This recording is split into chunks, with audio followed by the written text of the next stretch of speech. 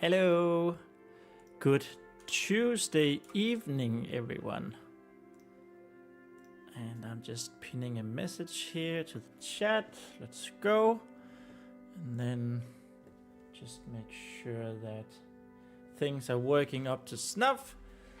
It looks like it is. Hello, as we say. Well, that was a strange bit of hello in half English, half Danish. Yeah, that was weird. We'll move straight past that. I got my tea. It is probably the last day where I don't have heat in my apartment because October is tomorrow, so I'm gonna turn it on there. But it worked so nicely yesterday with tea, and it felt so good. Yeah, as the title says, we're continuing with our character persona tonight. Vespa, our main character, our little girl, who is indeed a little girl. Because she's a fae folk, and she's not much more than 50 to 60 centimeters tall. Actually, 60 centimeters is definitely the tallest she is. So she's like just above a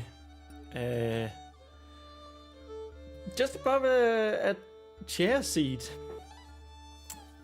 So yeah, and yesterday we did some workings on like her name. We thought of like a surname or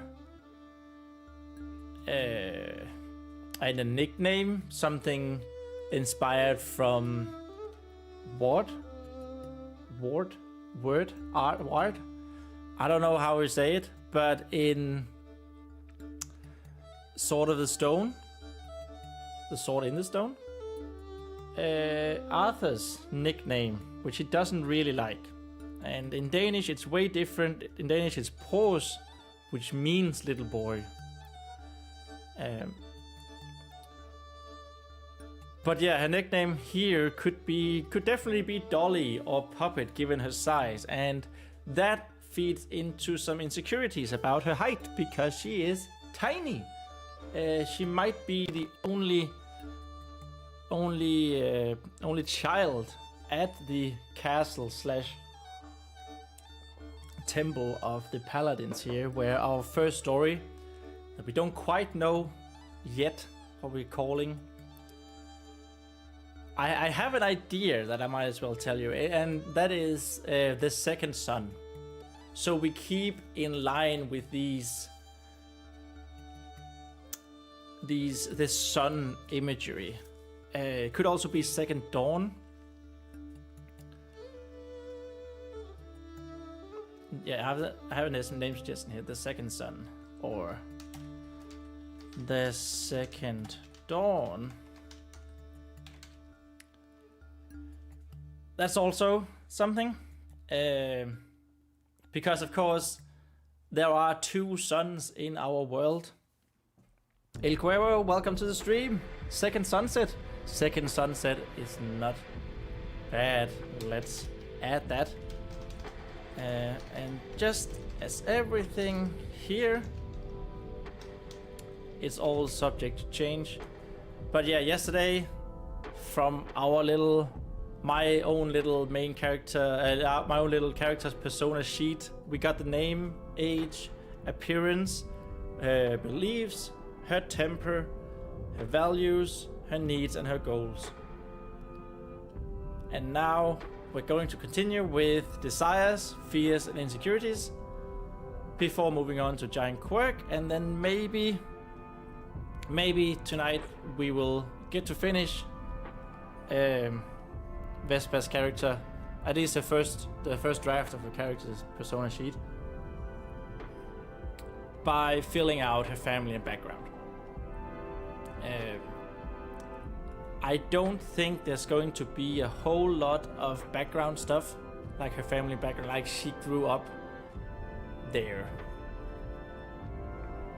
So at this castle temple, this paladin castle temple. So it's mostly going to be about, I guess, the supportive character number 1, Vesper's older sister, who we still don't have a name for. So we need to remedy that as well at some point. But let's see. Shall we see what we wrote in her belief? So, given that Vesper grew up at Castle Temple as part of the Order of Paladins, which resides there, she is being raised in accordance to the teachings of the 5 pillars. Her chores and everyday life therefore centers more or less around this religion and its blessed water that the Paladins are known for utilizing. She is unaware of most other religions in the world, even though she is a Faean, since this Castle Temple is basically her whole world. Temper. Vesper is a happy-go-lucky kid who has a tendency to distract herself with daydreams of fantastical adventures, much to the usual detriment of her chores. Altogether, needs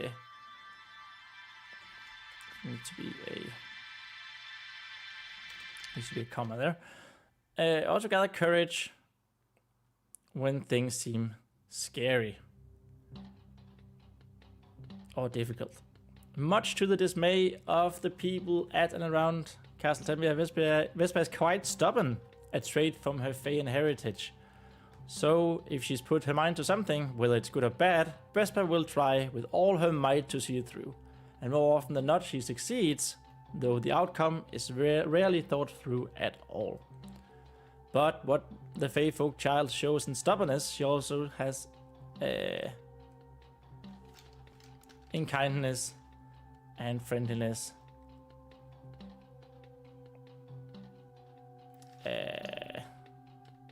So shows in kindness and friendliness. What the hell have we written here?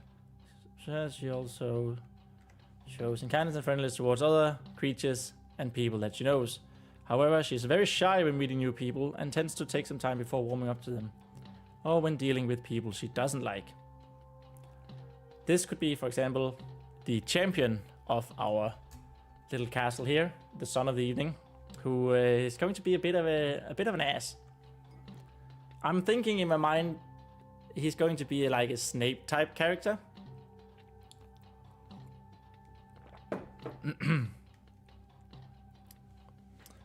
Values. The 10-year Faean puts high value in those who are kind and friendly towards her, and tries to reciprocate with kindness, helpfulness, friendship, and interest back.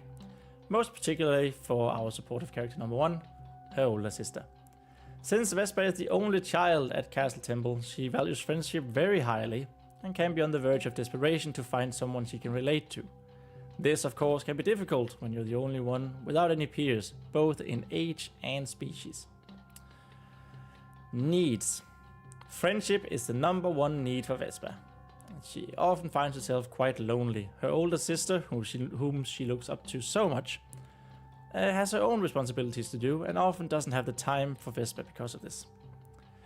She also has a need to Vesper also has a need to be taken seriously. Her small stature and the fact that she's a child means that most people around the Castle Temple talk down to her, and maybe even see her presence as an inconvenience. This furthers her need for someone that she can truly call a friend besides supportive character number 1. Being seen as an inconvenience also means that Vesper rarely gets the explanation for things that she wants when her curiosity takes over. Which we're going to utilize that for playing out like why she seeks out this mentor of the story, who's going to be like a ghost type thingy down in the catacombs, hidden catacombs. And so she rarely finds herself being taken seriously, even when things do seem serious. Goals. Vesper wants to become a fully fledged member of the Paladin Order, so she can be just like her older sister. Supportive character number 1. She admires her older sister, the one who practically raised her, and wants nothing more than to be just like her. Kind, encouraging, capable, and helpful. yes, so that's pretty much what we did last time. We had some great discussion on naming El Cuervo, your character. Got a great name, I must say. And of course, Animo's character. See if he joins at some point today. So, her desire. Now, like I mentioned, I think I mentioned it yesterday, part of compelling characters can definitely be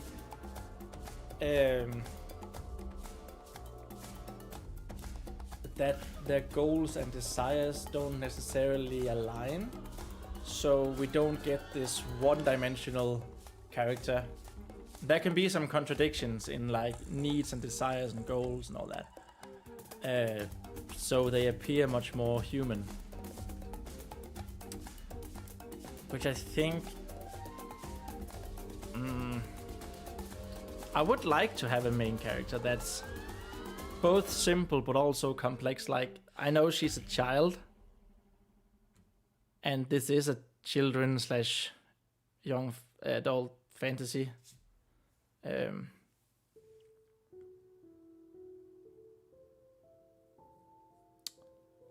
So I definitely want to... It's something that I noticed when I read Astrid Lindgren's Brothers Lionheart.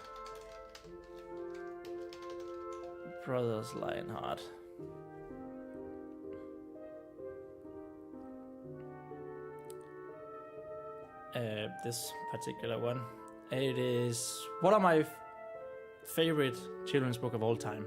Astrid Lindgren is amazing. Of course, I am Danish, so she's Swedish, so I was pretty much fed her stuff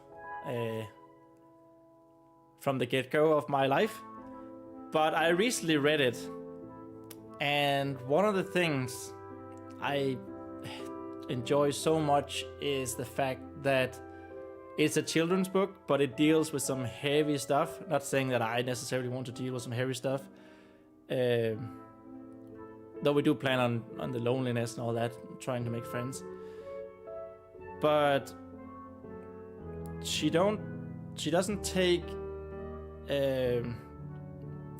talk down. It's a children's book, but she doesn't talk down to the children. It's actually quite serious in many places.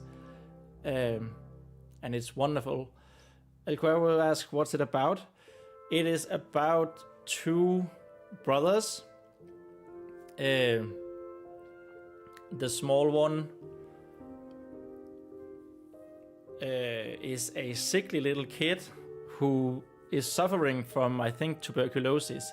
This is in like the 50s or 60s or something in Sweden, so tuberculosis was quite a heavy disease.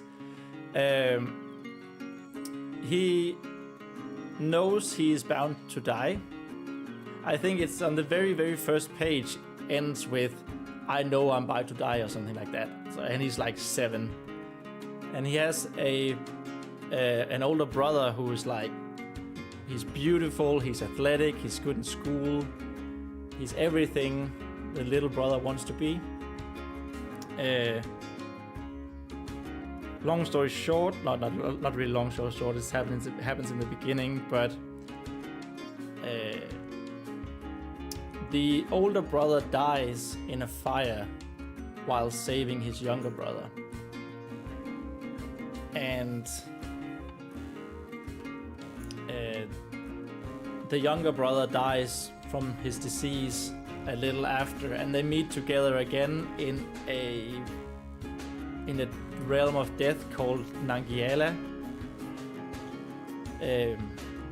which is a fantasy universe basically. And here they work together to overthrow a tyrant, a dictator. And it is beautiful and it's sad. And I mean, I was reading it and it's a children's book, and I was, towards the end, I was just bawling my eyes out. So El Cuervo, if you haven't read it, I'm pretty sure that you're gonna love it. It's not a heavy book, as I mentioned. It's a children's book, and I'm sure it's in Spanish as well. But it is amazing. I will say I aspire to write something like that at one point in my life. If I ever do manage to do that, I will consider that my magnum opus. There, I said it. I know it's a children's book, but I will consider that my magnum opus if I ever get to write something similar. I have an idea for it, but it's way down the road.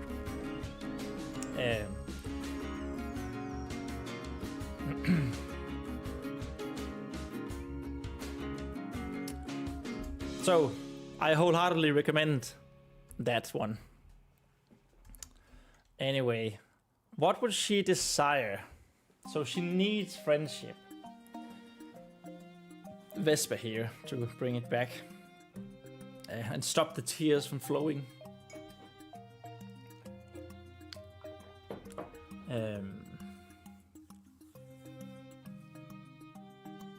What would she desire?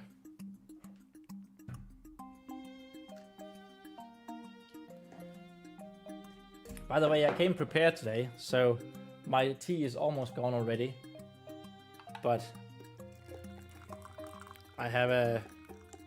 what the hell is it called? I have hot water right here. So I don't have to leave the stream again. Like I did twice yesterday. That wasn't perfect.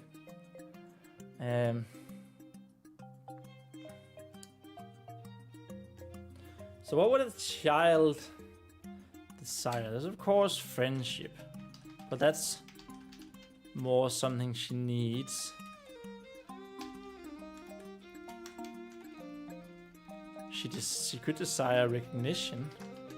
Recognition that talks into the fact that other people at the castle temple talks down to her.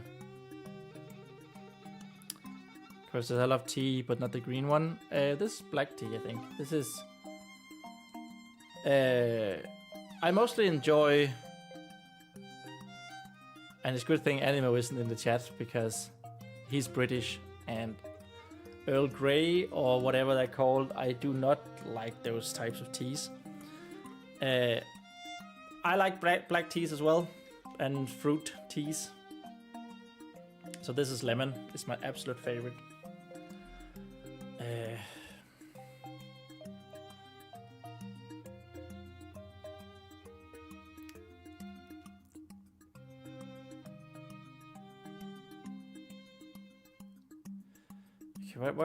What else could we have as a desire? Friendship, recognition.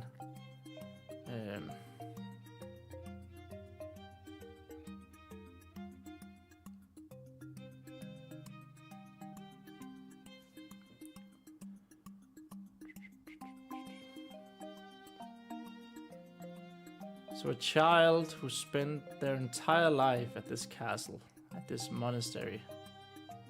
They are the only child at this castle.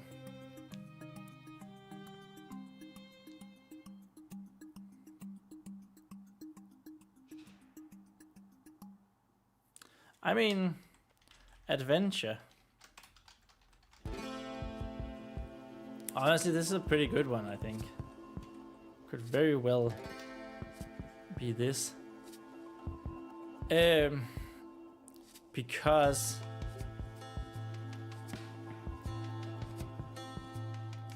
then we can expand on this.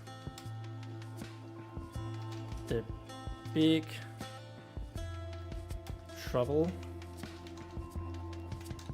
or problem, if you will, is that the Paladin order requires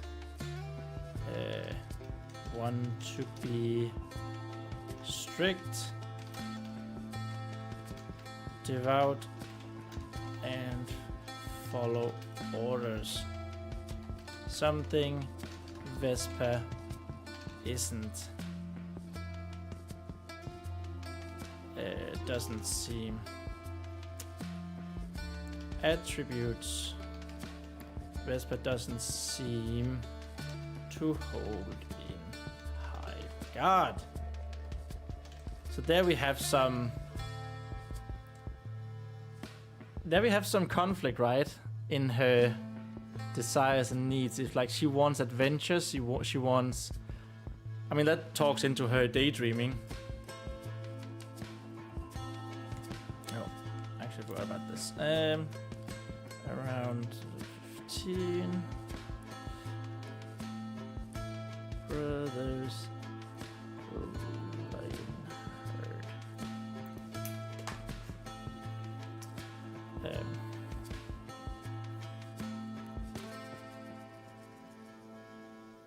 So that she wants to become a paladin because that's what her older sister is, the supportive character one. But she has a sense of adventure as well. Like, she's curious. She wants to know stuff. She's imaginative. And she sort of tends to forget about her chores. I like that.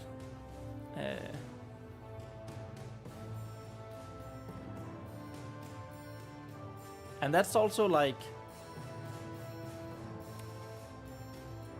I think that's a great one, if I may say so myself, given that I was the one who came up with it.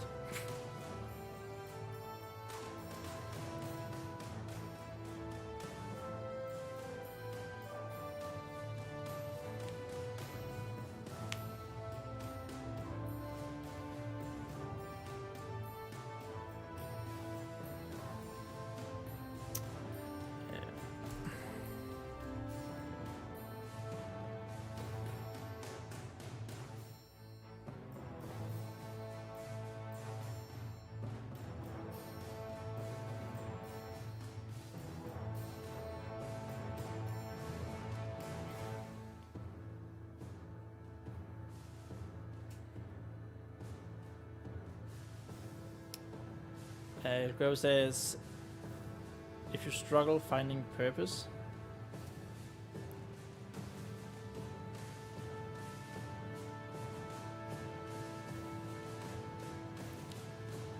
it's best to follow Pratchett's way.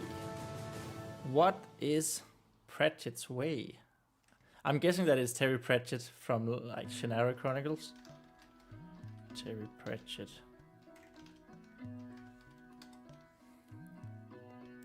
Isn't he the... Isn't it Shannara Chronicles?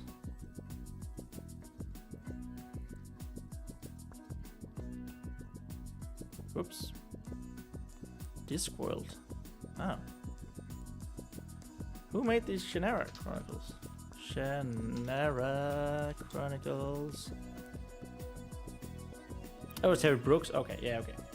Give the character an ironic, tragic ideal and or desire. An ironic, tragic ideal. Pratchett's way.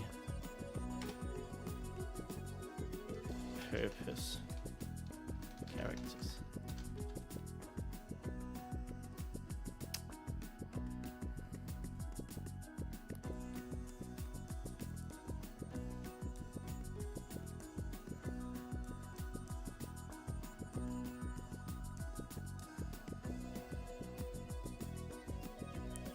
You know, it's not a bad thing, bad idea, Quilquero. It's like, it's a bit like when I talk about the giant quirk. Like, it's funny to have the character have a quirk that is detrimental to their success in the story, right?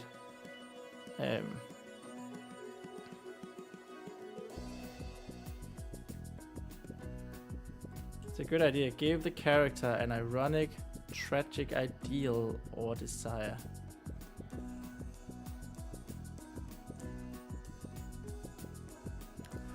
it's I'm not sure if it's exactly what you mean, but being adventurous, given that Vespa spent her whole life basically inside the walls of this castle temple.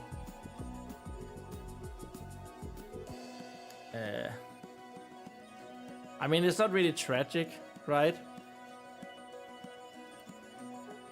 But it is conflict with her goal of becoming a paladin.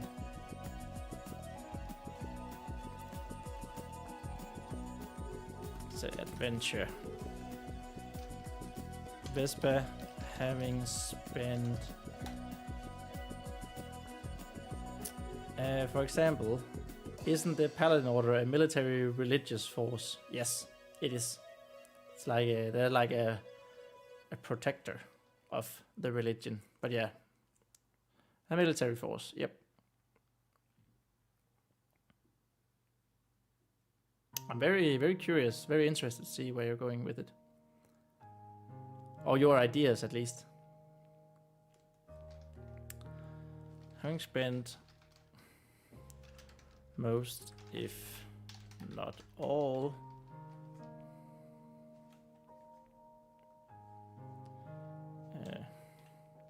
spent all of her life within the confines of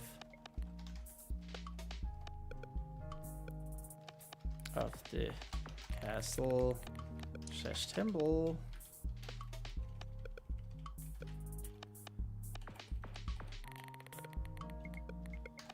And the immediate vicinity of it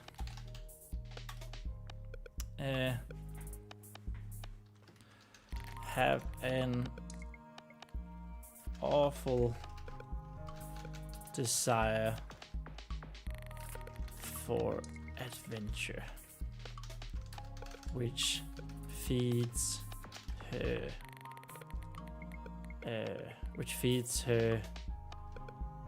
imagination and daydreaming. You could make her wanting to see the world, but the order only comes out when war wages. Yeah, something like that. Yeah, that's actually, that is what I thought a little, well, I think I talked a little bit about it yesterday, but I'm also quite wary that all of my characters want to see the world. So Hurhun and Tuvehan, the two main characters in Calamity, my first short story, they had a dream of seeing the world, or at least the other giants, together, away from their sacred duty of Shinakien, their own giant. And then, well, I guess Parthisax and the little girl didn't actually have a desire to travel. Parthisax was a consequence of what happens in Fly, but Rusu and Fly wants to see the world. And Cal in Want, it's not like he feels like he needs something new to happen, right? But it's not like a deep desire within him. It's just nothing is going his way, so he can't stay where he is.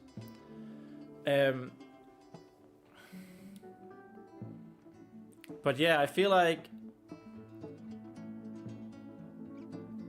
I guess this is what I'm currently writing as well, isn't it? Like, she needs adventure, and the order only comes out when war wages, as you mentioned, El Cuervo.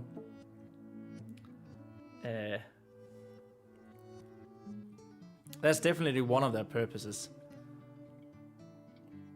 They are a defensive military organization, religious military organization, whereas the Templars are an attacking military of the same religion. So you have Blessed Water with the Paladins and the Templars. I'm not really sure how big of a role they're going to have in this. The Templars are like a Blessed Fire, I think, or something. I don't remember what we called it. Maybe it was just fire. It's a good thing to keep in mind, though.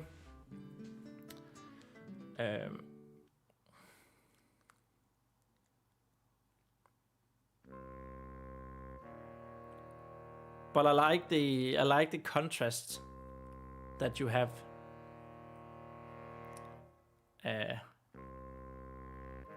Yeah, ironic, ideal.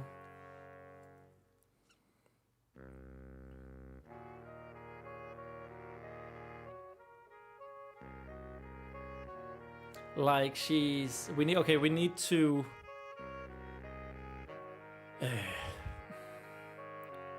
so having spent most of her life within the confines of the castle temple, why? We need a reason why was she confined. Was it because paladins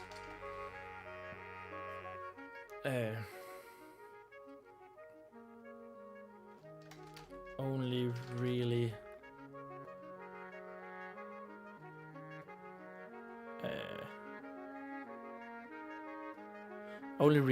only really comes out? That sounds weird. It's because paladins only really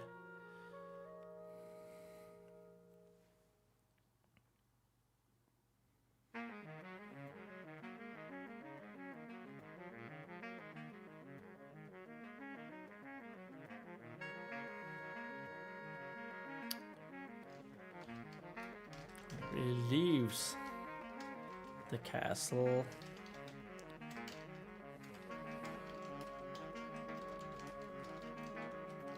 in case of war.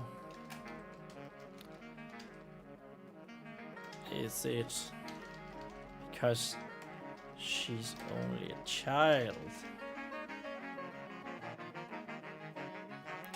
Some other reason? It's a good thing to have in mind. But I like the contrast in her goal. Like, she wants to become a paladin, but she hates doing chores. She's not very devout necessarily. She's bad at following orders. She goes her own ways. And she goes her own ways because she's actually starved for adventure. I mean, I feel like that's a bit of a... what would you call it? Pratchett's way. A bit of an ironic desire there. But I definitely think, yeah, we need to dig a little deeper into the Paladin Order. And what they are, how they operate.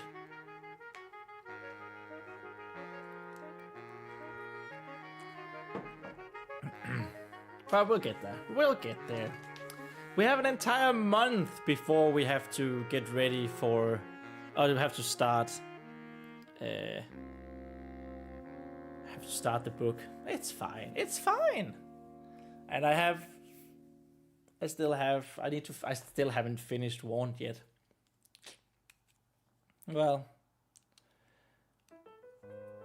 Like where it says I was leaning the other way, but that actually seems better for a children's book. Yeah, that was my well, that was my reasoning as well. Like, I think a lot of kids could relate to wanting adventure, being imaginative, right?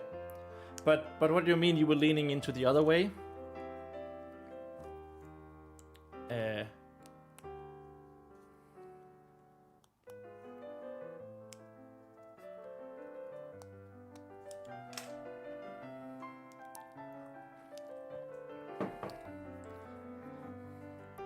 It's an awful side of adventure with feeds your imagination and daydreaming.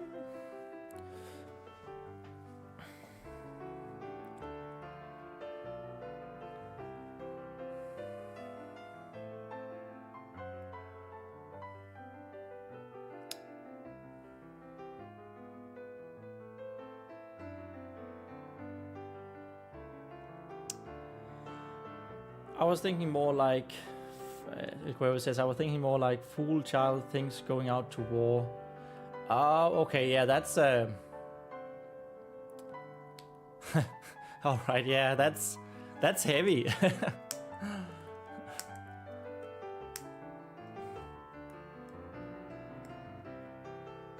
Well, let's note it down.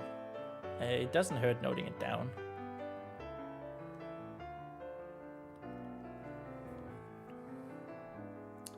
That's not really fitting, is it? You ask? Well, here's the thing, right? That's what I mean when I say that I don't want to talk down to the children. Children hear things that happens in the real world as well. And they hear things like war.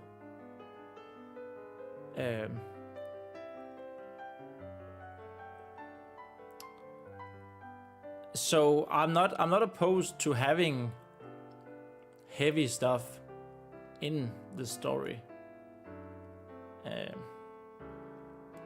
And you know, it could be that she wants to become a paladin partly because of her older sister, the supportive character number 1, whose name we really seriously need to find. But also because if she's a paladin, she gets to go outside the castle. She gets to go to war and see the world.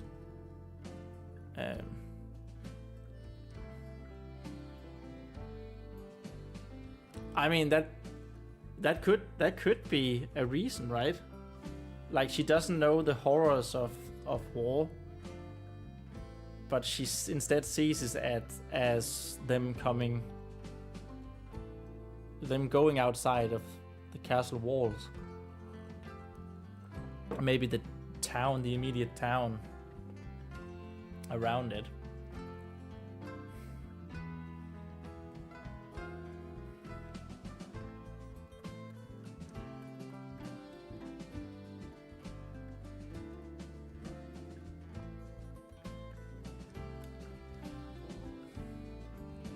And also going back to Brothers Lionheart, like as I mentioned, she doesn't talk down to kids about death. It's in the very last word on the very first page is, I think, is death. I think I'm going to die or something like that. I know I'm going to die. And then she builds up this beautiful world as a way of talking to children about death. And it is really heavy. And you could argue that it's too heavy for children, but I think, like, of course, at that age, 7, 8, 9, maybe they don't know what death is, but they know of it and they're curious of it. So, and it could be the same with war, but she could, like you say, she could see war in a very different light, because that's where the adventure happened.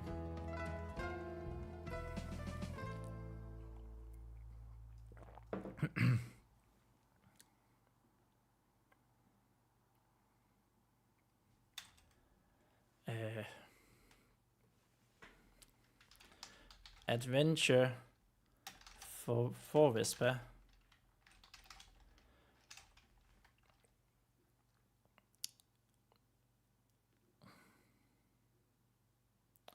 Is something that happens in the world beyond the walls.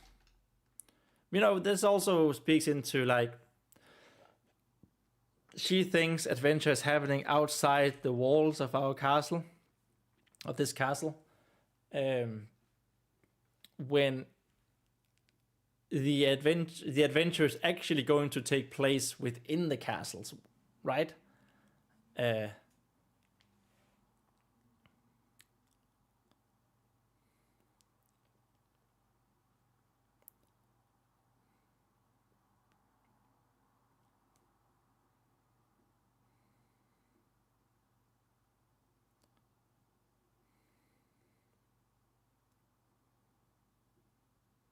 I think we're onto something here. Thank you for the input, Rico. That was nice.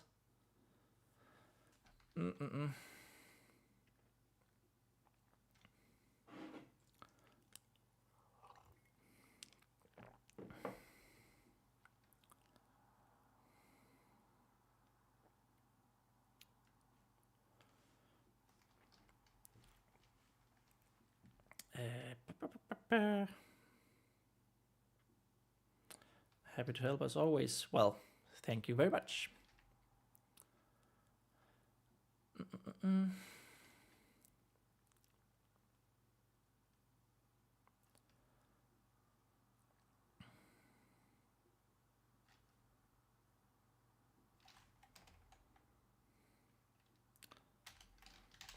And to her, it often involves some kind of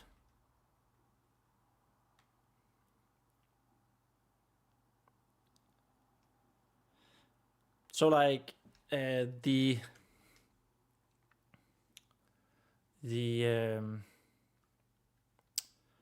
intro here, or like the ordinary world, we have her so far fighting a dragon, slaying a dragon, right? That's also a type of fight, combat. Some kind of fight.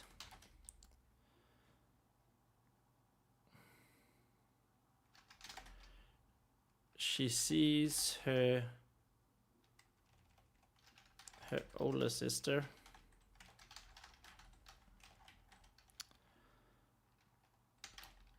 go out on warring missions, and other paladins go out on warring missions, and reads of heroes slaying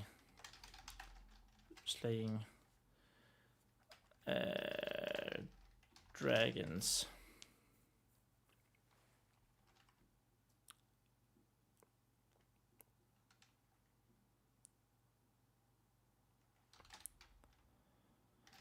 And those are then seen as reasons to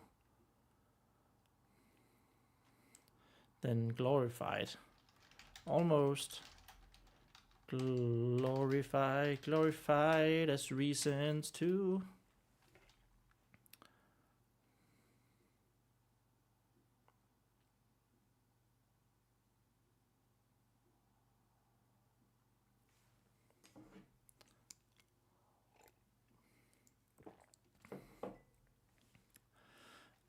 Glorified as reasons to see the world. Does that make sense? She sees her older sister and other paladins go out on warring missions, or reads of heroes slaying dragons and other monsters, and those are then almost glorified in Vespa's mind as reasons to see as the only reasons.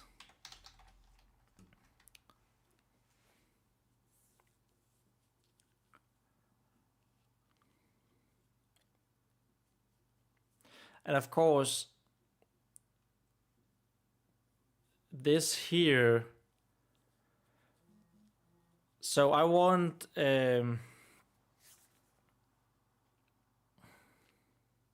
like, I want this to be a trilogy, right? The Eveningsun Trilogy, and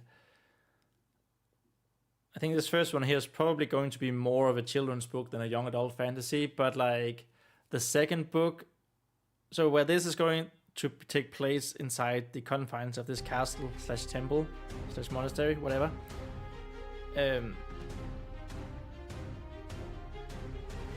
Going to have the second book take place in like the town, so we're going to scale up where the action is in the town, and then in the third book it's going to be like the entire country whenever we get to make a map.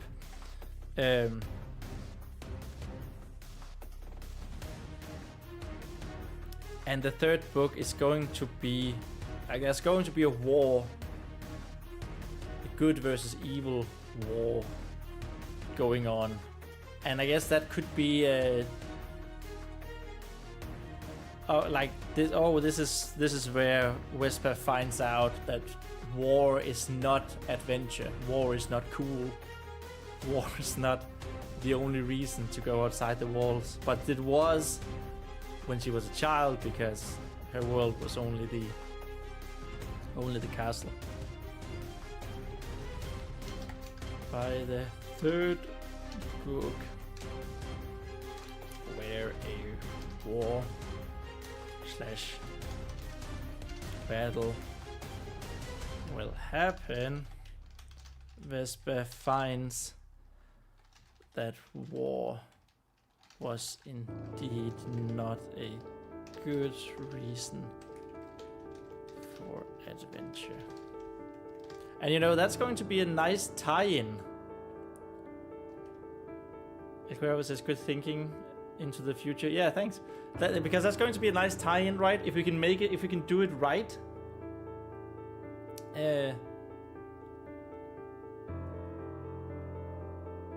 Of course, I'm not sure if I can do it right. But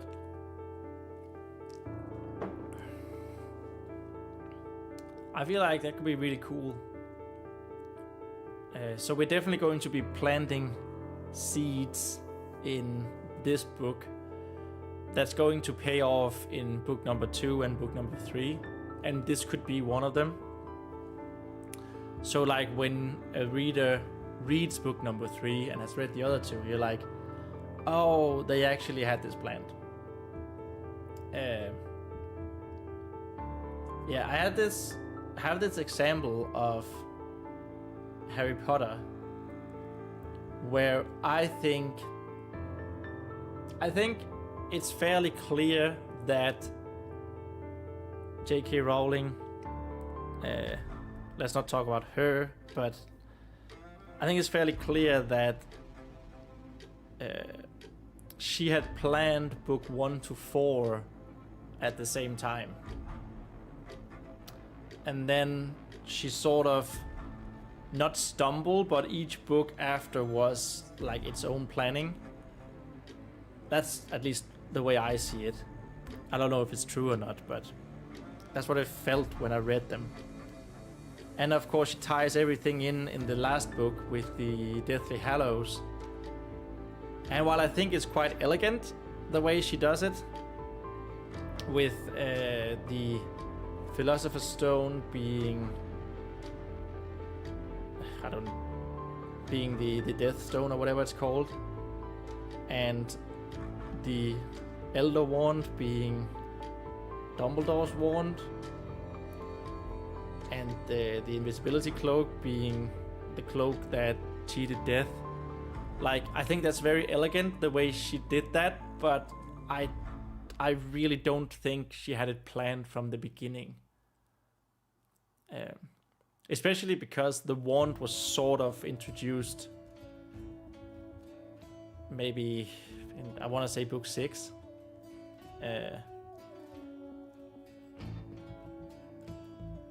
But yeah, I just feel like there's so many cool things you can, if you plan it, right? I guess it's also difficult to plan 7 books ahead. But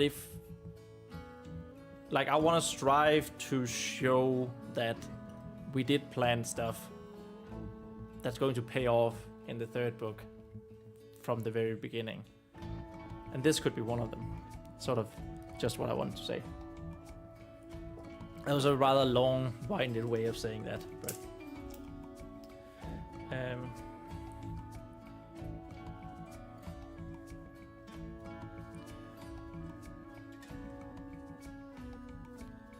Harry Potter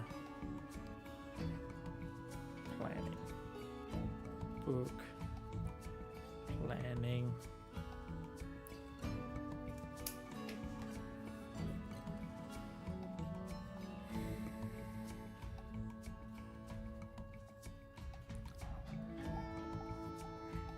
And you know, there's also in this book, and I think we talked about it yesterday, like Vesper really wants a friend because she feels lonely. Because supportive character number 1, her older sister, is not around a lot since she's sent on missions, right? And we definitely need to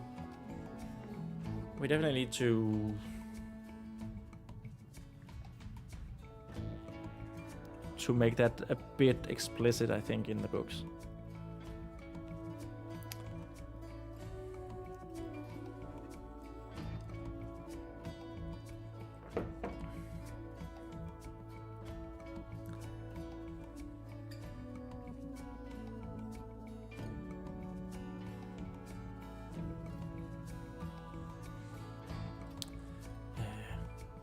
So yeah, let's have that as a desire. And like, I like the contrast between her goals and the desire. And that it might pay off in the third book. So, Fears and Insecurities, which was actually the title of our live stream. Big insecurity that she cannot become a paladin because a lack of feeling with blessed water. And being a fae folk, so being small, she hates being called Dolly, puppet, doll.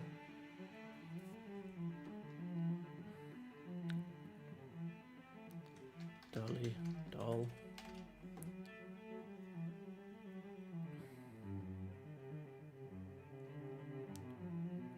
Ah, did we not? Dolly, doll. Yeah. Oh.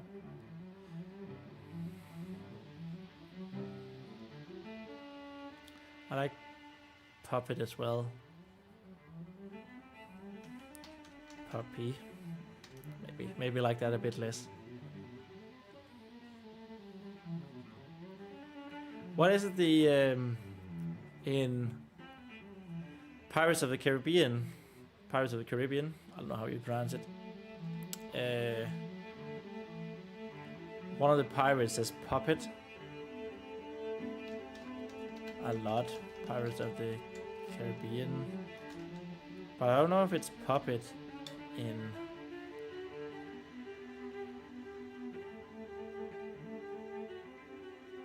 with an O. Oh, okay. Term of endearment. Didn't know that.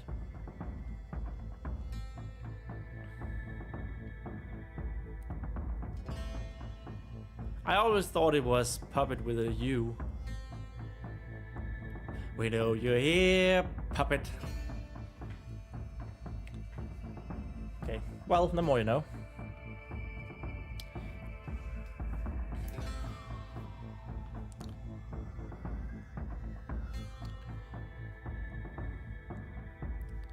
Puppet or puppet.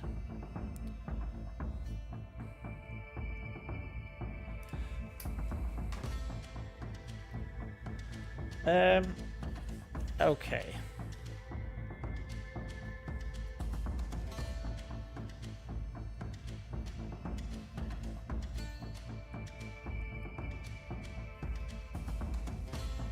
Fears and insecurities.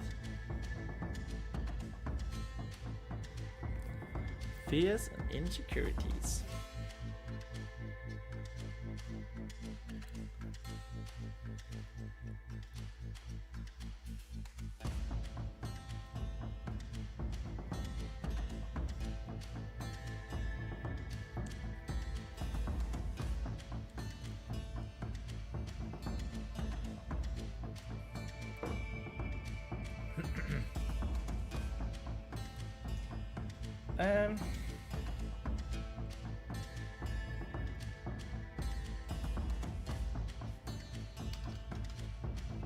Vesper's biggest fear is that she does not have what it takes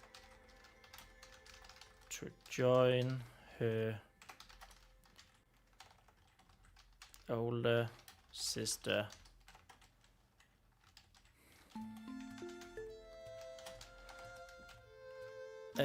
in the Paladin Order. Where says 100 words in. Is that... Oh, 100 words in for today. That's pretty good. You wrote 200 words yesterday, didn't you? Which in itself is like... Any amount of work is good. It's great. It's just doing something, and preferably doing it every day, that's going to get you somewhere. So that's amazing. Woo! Let's go. Keep updating with how many words you're getting or writing down.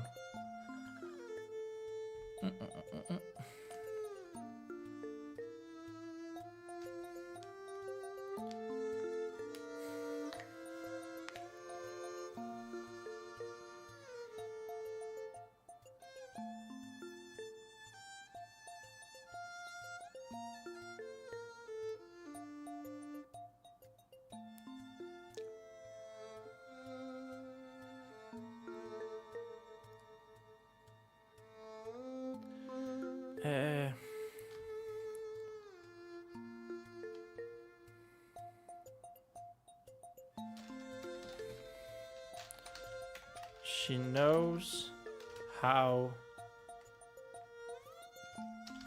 bad she is at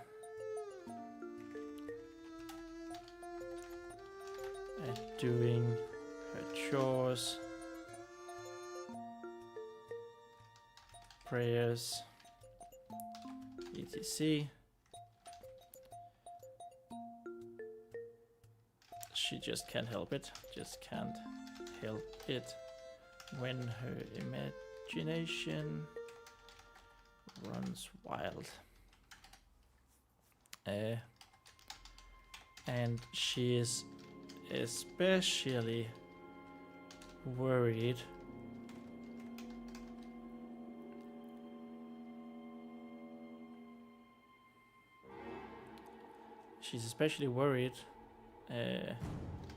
that she will never gain or never learn to utilize the blessed water, as she simply cannot feel it. Feel it like supportive character number 1.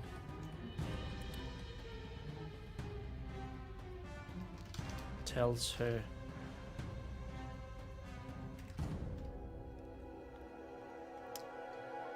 Whoever says alright, I'm gonna have a pizza, be back in like an hour or less. You have a great pizza, dude, and you are most welcome in an hour as well. I'm pretty sure I'll be here. I think it's going to be another 3-hour stream. I don't really have much else, and I'm honestly having a lot of fun. So much fun with this. And I feel like my brain is turning less mushy around the 2-hour mark than usual. So Have a nice dinner, dude.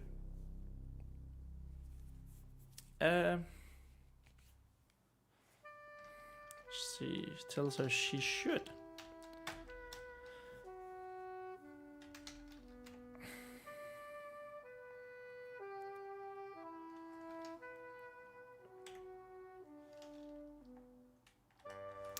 And if she never learns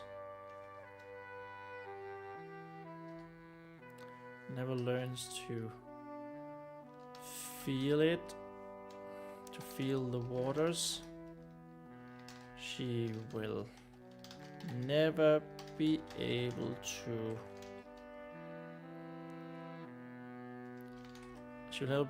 even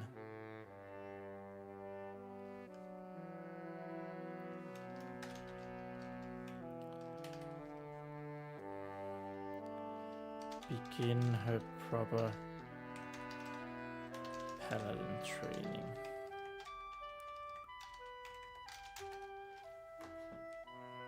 So something here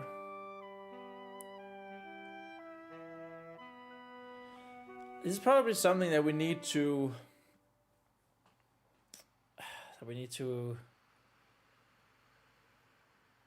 expand upon in the story, right? Like, what is the initial training like, and how old are they when they start the initial training? And is that the reason why she's the only child? Because normally the Paladin Order don't take anyone in until they're ready to begin the training, basically.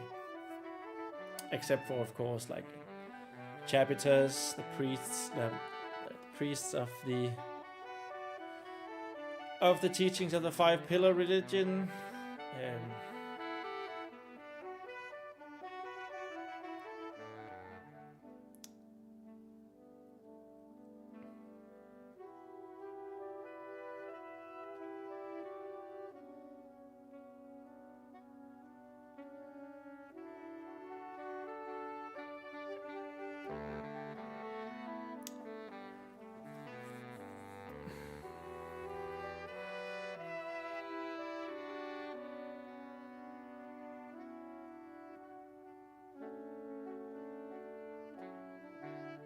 Yeah, you need to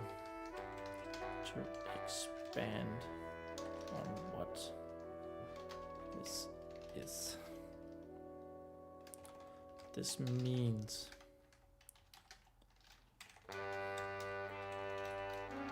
What is the initial training?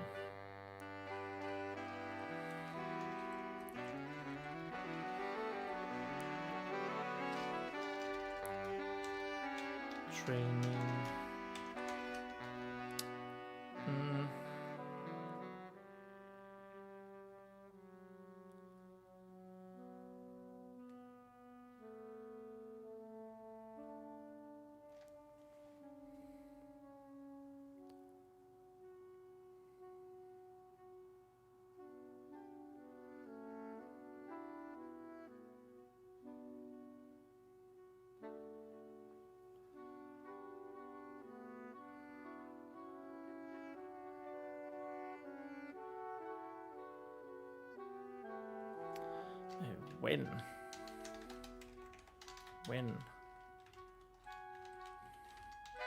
as in how old are the trainees?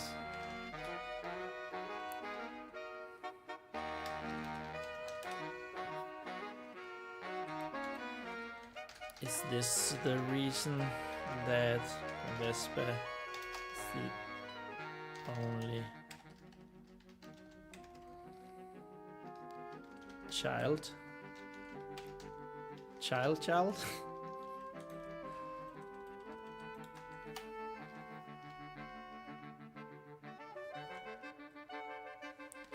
At castle/temple.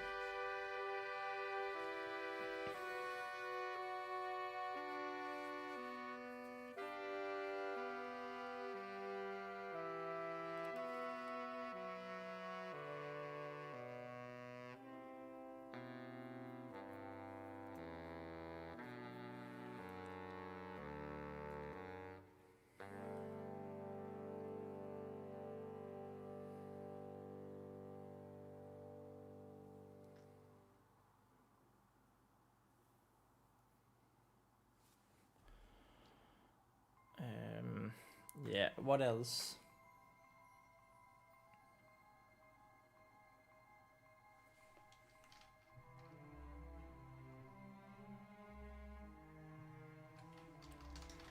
Tales. And like, could there be a young trainee who turns out to be the villain?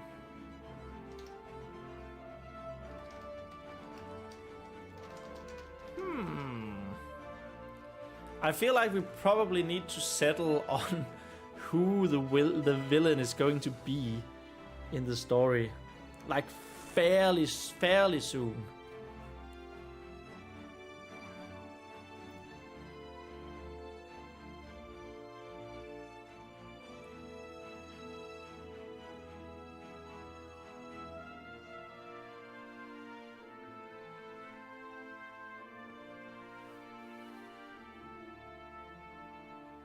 And you know, since we're dealing with the cult of the flood, or whatever I end up calling that,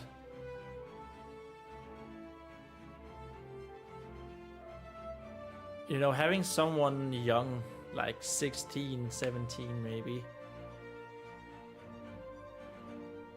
who's a trainee, having that person be like converted to do the dirty work,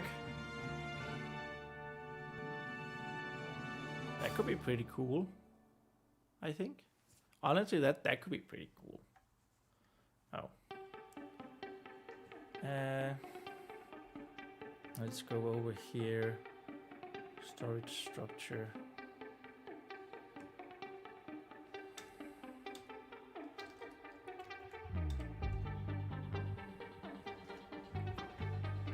So that could be like the twist of the story as well. Have a young paladin trainee be the actual villain of the story.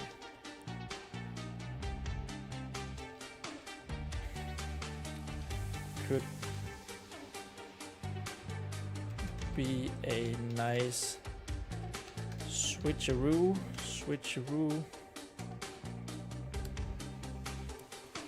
No, switcheroo with an A. Switcheroo.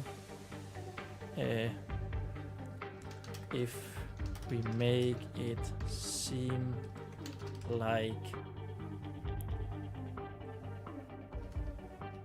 Son of the Evening, SOE,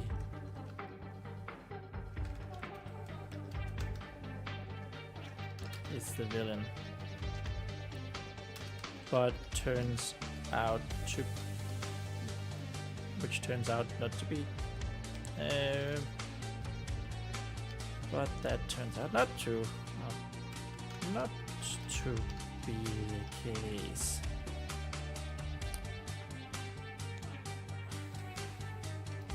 And then the young paladin trainee could then actually be someone who's nice to Vespa. Actually be someone who's nice to Vespa. And we could make it a comment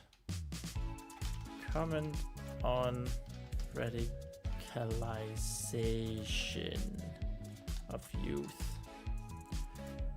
I mean that's something really heavy, right? But no, it's just draft. Very heavy for a young adult fantasy book.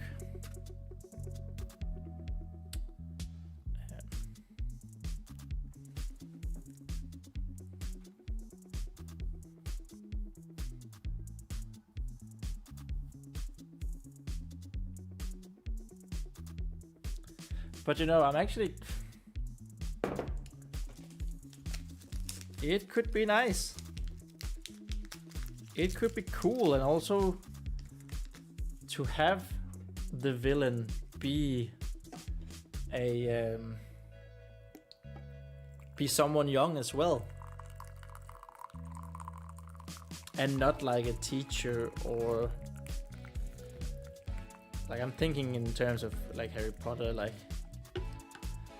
the villain was always in the defense of the dark arts, right? In some way, shape or form. I guess not always. Who was the teacher, the defense of dark arts teacher in Harry Potter for the third one? Prisoner of Azkaban. Was it Lupin? Yeah, that was Lupin. He was a good guy. Fourth one, it was Alastor / Barty Jr. Fifth one... Never mind. Point being, the villain was always like an adult person.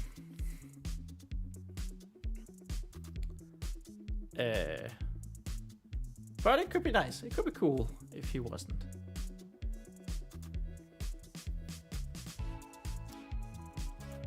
So like both the hero and the villain would be a young adult. Honestly, I quite like that. And we move on to the fact that Vespa is a fae folk. No, she doesn't actually know it. Is a big pain point and insecurity for her as well.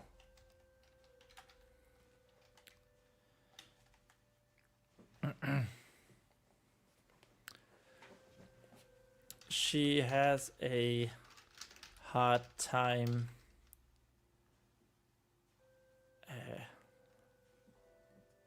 she knows she's small, right? And she feels like she shouldn't be. She has seen other children and they're not as tiny as her. Accepting that she is so small. Small. So why?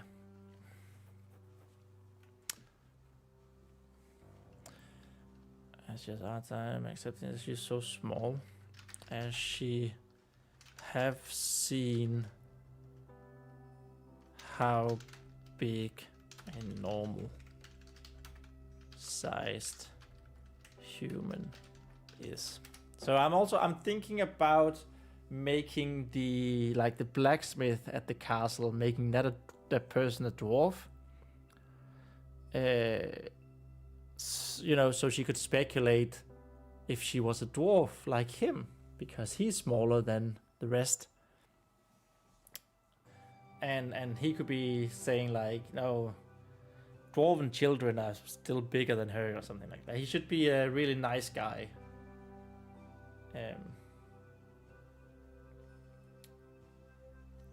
I am actually thinking of pulling in a character from one of my short stories to be this blacksmith dwarf. Tuvehan from Calamity. I think it could be a cool, like,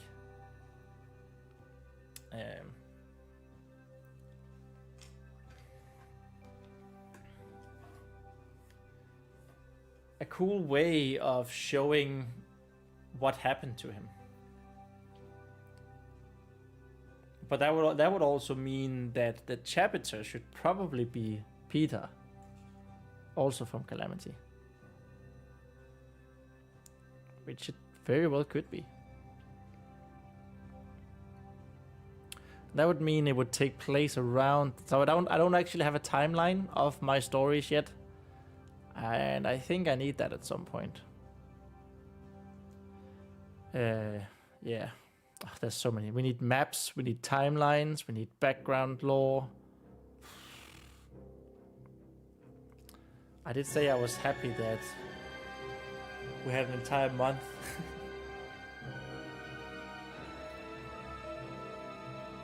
As she has seen how big, tall, and normal size human is.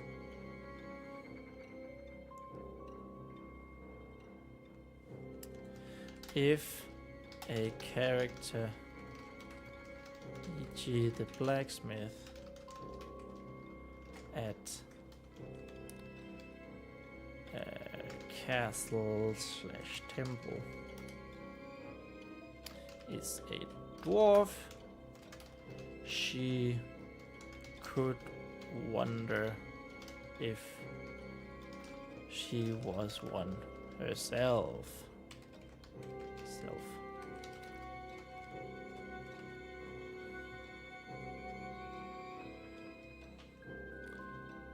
Which, you know, which could then be shut down as dwarven children are still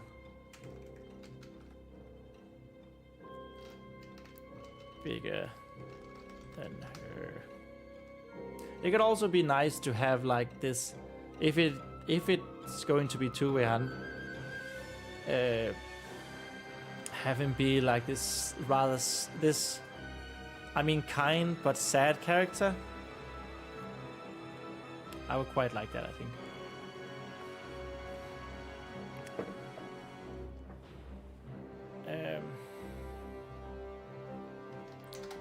She is worried that her small stature is the reason why no one except for a few people seem to take her seriously.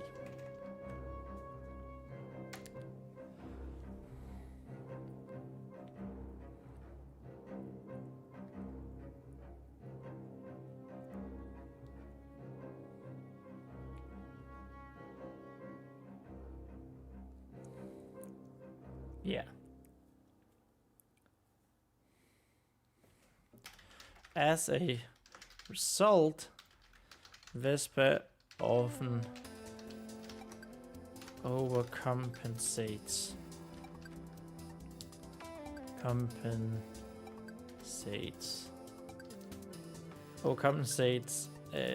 when using her strength,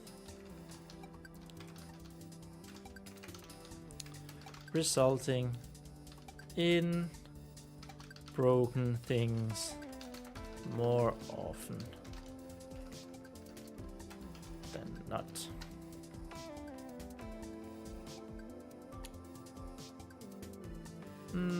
Yes, that's definitely that's a nice insecurity.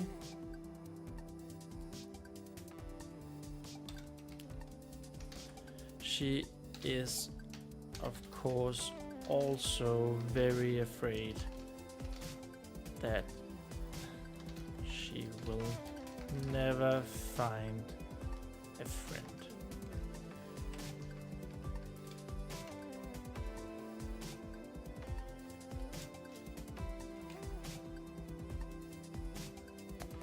Find a true friend.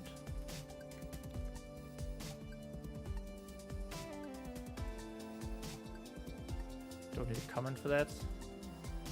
Someone her own age.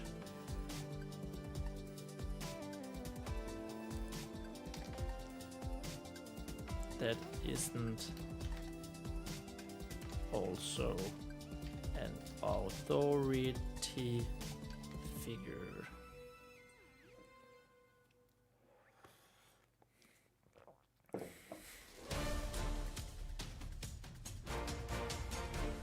Such as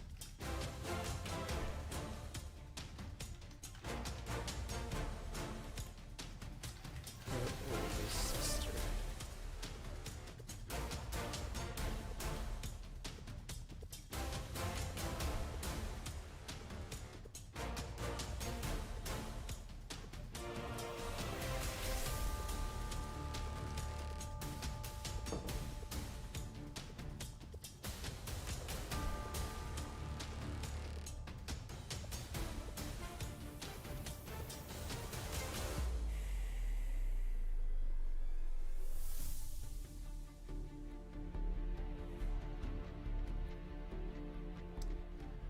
Okay.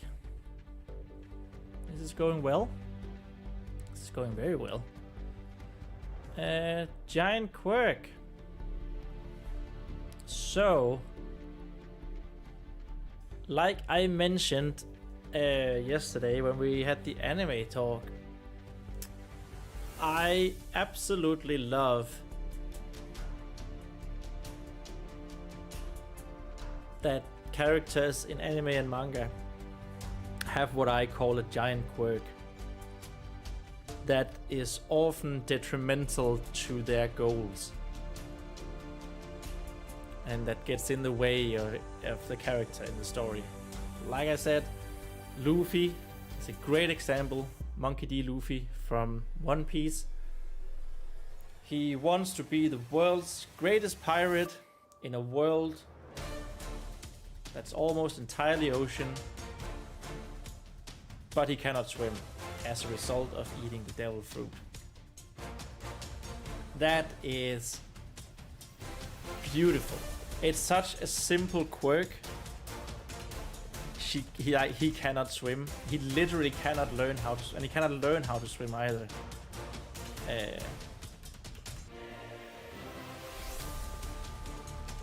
And it's such a fun contrast to the story, right? Because of this world, it's water world, not Kevin Costner's water world. So I want something similar. Another giant quirk, of course, a good quirk that doesn't have so much to do with what's happening in the story is Full Metal Alchemist, which I think you also mentioned yesterday. But Edward Elric, he is terribly short for his age, and he hates it when people point that out. He hates it so much that he cannot control his temper when, like, that's just a fun giant quirk, and it also makes other people think that he's not the Full Metal Alchemist. Also because his younger brother is an actual armor. He's a soul in an armor. Yes, you heard that right. I didn't just talk nonsense. He is a soul in an armor. That's a fun one. That doesn't really have anything detrimental to the story.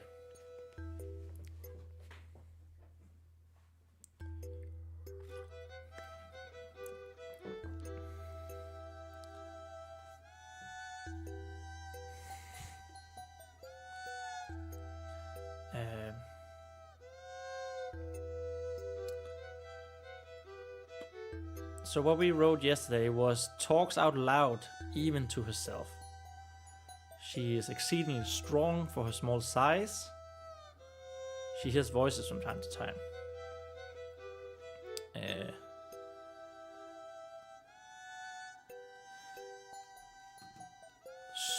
I really like this one. Talks out loud, even to herself, and it sort of can span, I guess you could say, not span, but like stem is the word I'm looking for. Stem from the fact that she really wants a friend to talk to, so she talks to herself. How sad that is.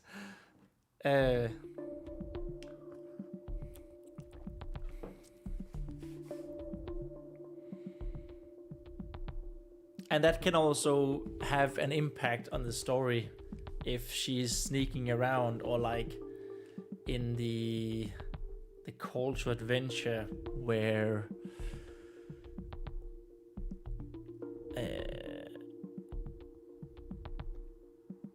she accidentally overhears the cloaked figure, the villain, talk to someone she cannot see, and overhears the conspiracy to kill the leader of the castle's paladin order. So she could then talk to herself without really realizing it.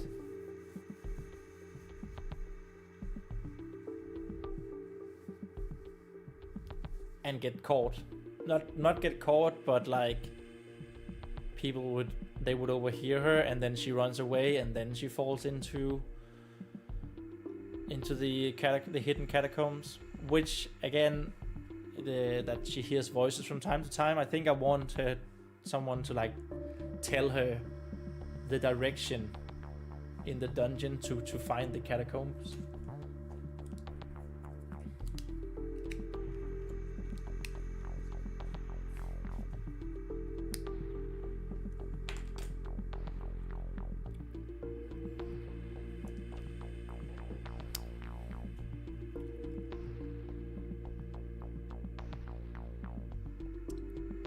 But while I do like this, it's not really... There's also this other character, this nemesis of the main character in Ranma have, who wants to fight the main character, but they can never find them, or they're always too late to find the main character because they don't have a sense of direction. That's an incredibly silly quirk. So like, they're literally walking left when they should be going right. I think there's one episode or chapter where this side character, he learns that the main character is at school or something. And that school is actually really close, like just to the right down the road. But of course, without a sense of direction, that person goes left and don't find them until way later, and they've been like looking all around town for this stupid school. That's an incredibly silly quirk. Again, that doesn't actually have anything to do with the story. The main character in that story is a girl when after bathing in hot water, and then becomes a boy if bathing in cold water, I think it is. That's their quirk, and that actually have impact on the story. But yeah, I would like a giant quirk that has an impact on the story.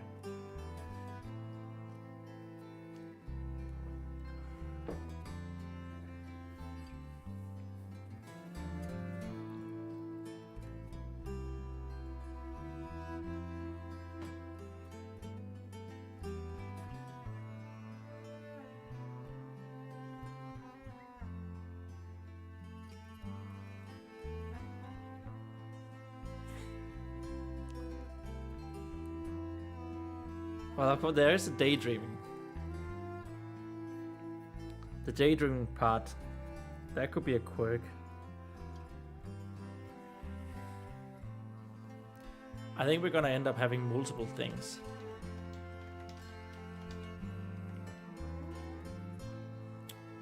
So talk out loud, daydreaming.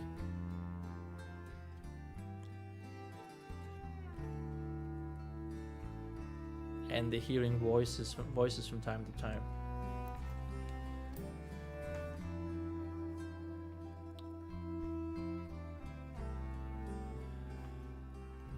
Giant quirk.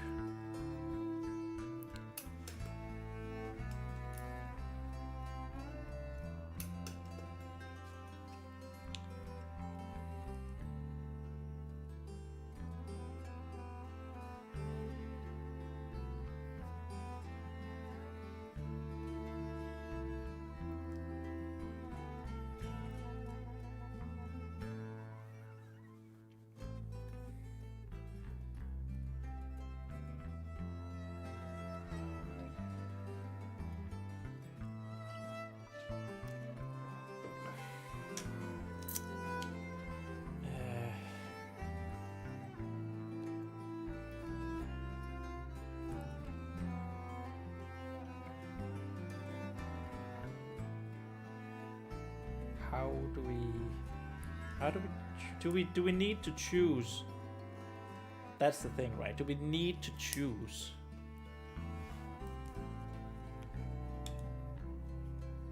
Or is it alright that I have these weird quirks, these multiple weird quirks?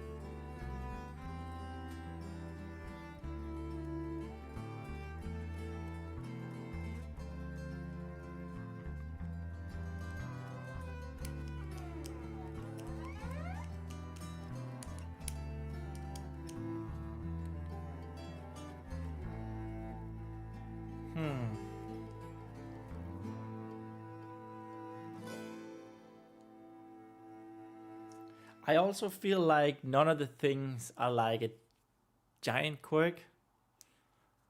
They're not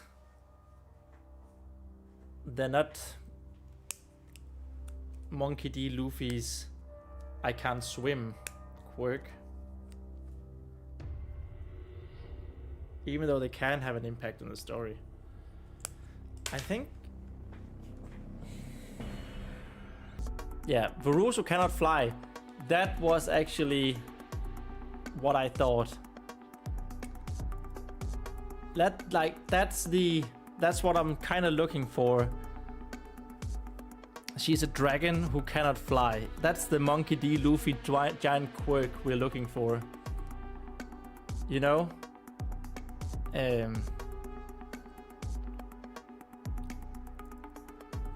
thought that was really great. Ilikazi in the same story thinks she's stealthy. The old woman Nana in danger, like she mishears people or chooses what you want to hear.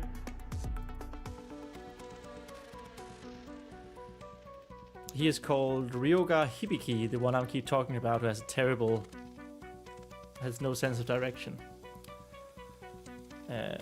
Character brings news in the worst way possible. That's a fun one, I think. But that's probably more a side character's quirk. Animo says, I don't know what it is to be honest, but my throat is like someone is ramming daggers down on it. I'm munching on some pho though. Some pho. Well, I'm sorry, dude. Ah, that sounds horrible. So it's maybe it's just cold then. But it's always nice with some soup. Height complex, which throws the character completely off balance. That's Edward Elric in Full Metal Alchemist. Cannot swim. Correcting grammatical mistakes on others, but can't use proper grammar themselves. It's also a silly one.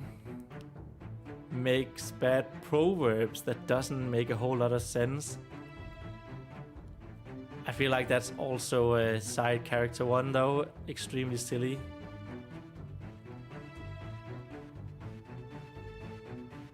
Yeah, I have some examples, like one of my favorite bands, it's called Ninja Sex Party. They have a song called Danny Don't You Know, where it's like supposed to be this motivational song for his past him. The lead singer's past him. And they have like, everybody knows the best bananas will be ripe with time. Like that's such a nonsensical, like, saying. Character knows that they're in a book. Short story, ultra short story. That's a very meta one. It's probably not. Someone speaks in rhyme all the time. Can I just say that this rhymes? Thinks he's found out a really smart way of doing things from time to time, only for it to have a rather disastrous outcome. It's a tendency to throw things in the air against the wall with the intent to catch them again, but rarely does so. Farts when he or she gets nervous. Inner monologue that is wildly more confident than the way the character acts. It's like Sakura from Naruto.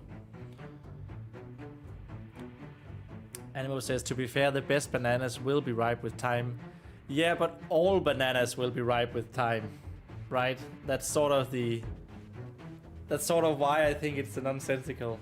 Like, sure, the best bananas will also be ripe with time, but the worst bananas will also be.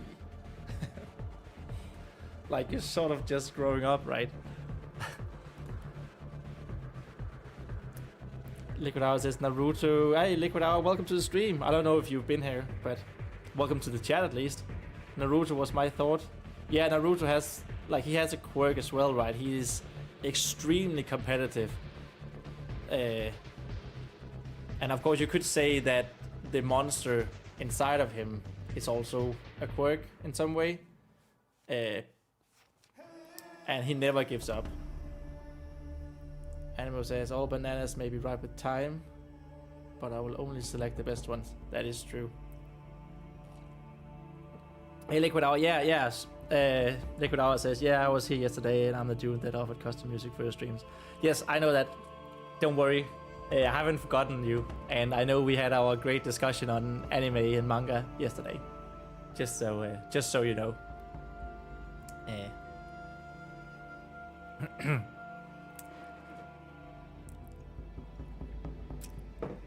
But I still wanted to welcome you to the chat because this was the first thing you chatted in the chat. Okay, so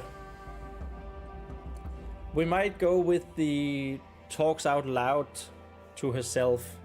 That's like going to be her quirk, and that's going to stem from the fact that she doesn't have a friend. So is Vespa's older sister gonna be like Itachi?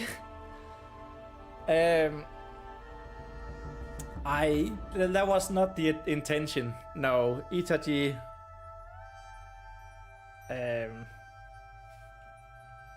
Oh wait, I was thinking of. You know what? She might actually. Yeah, I was thinking of the. What's he called? Sasuke's older brother. What's he called?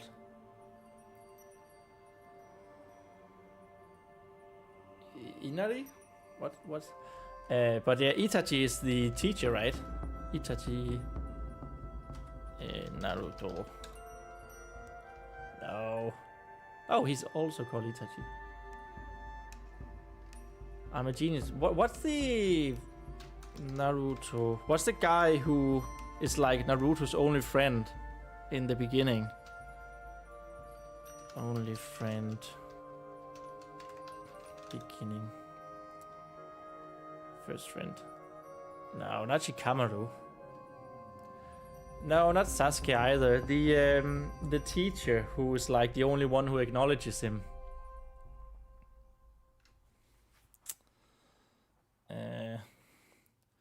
Naruto teacher. Iruka, yes. I'm thinking Iruka is probably more the older sister vibe, because I want someone who's kind and caring. And not like Itachi, who is like killing everyone just as a test of it. Wasn't it like that? Something like that? So I was confusing them. I meant Iruka.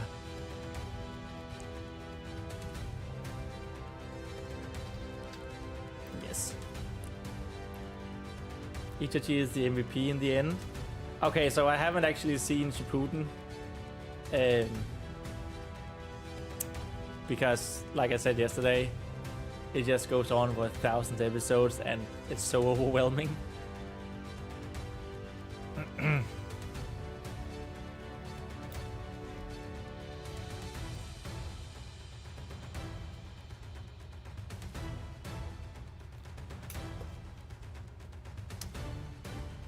But you know what? It was a pretty good observation, though, that I think I am going to make her a Iruka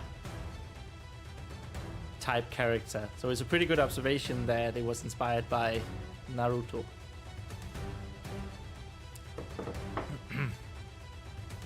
But Vespa has a tendency to talk out loud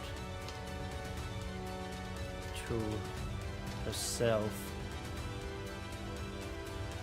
and often narrates her own daydream adventures.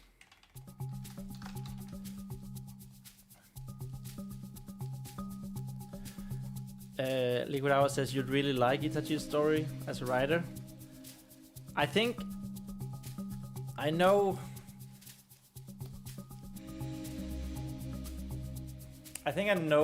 most of it, and yes, I do really like it because it turns out he didn't kill his own clan as a test, but he was like a hired hitman from the village, right? Because the Sasuke clan that I forgot the name of, Uchiha clan, was like plotting against the village. Hey, welcome back, El Cuervo. Yes. Did it to protect the village, but only if his brother is protected. Yes, exactly. So he was a bad guy for good reasons. But yeah, he's a cool character. He's a really cool character.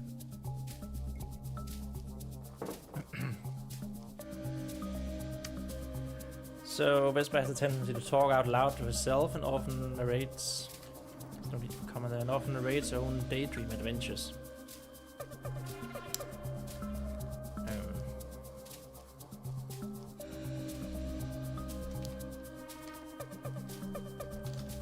This tendency, which stems from the fact that she feels rather lonely and desperately needs a friend, or more often than not gets her into trouble, either by saying something she shouldn't have out loud, or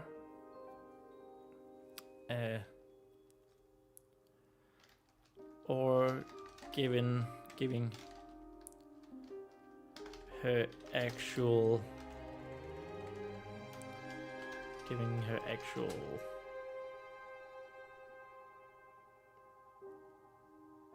intentions away. That could be pretty funny. Or even making her almost unable to sneak around.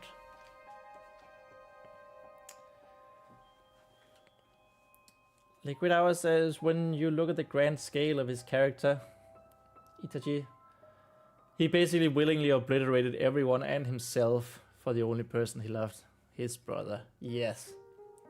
That's beautiful. It's tragic beautiful, right? Yeah.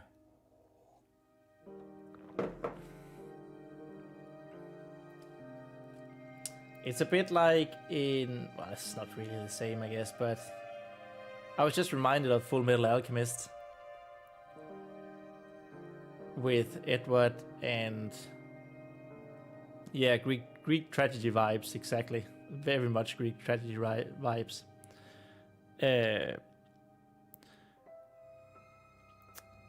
But yeah, Full Metal Alchemist with the Elric brothers trying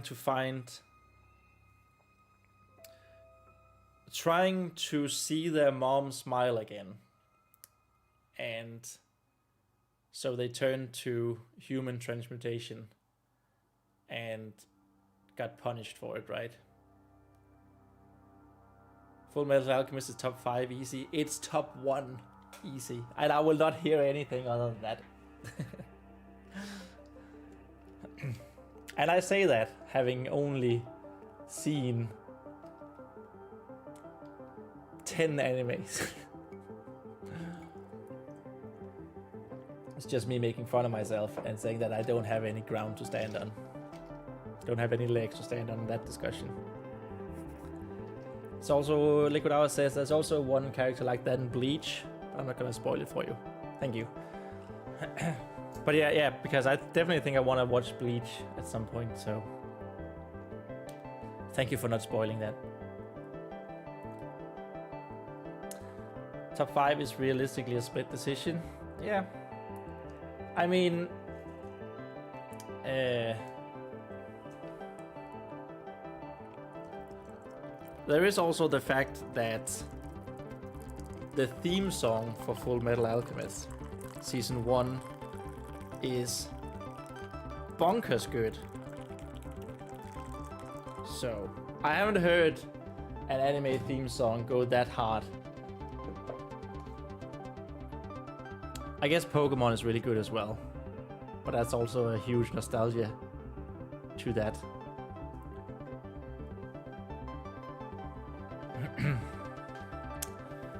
So she has a tendency to talk out loud to herself.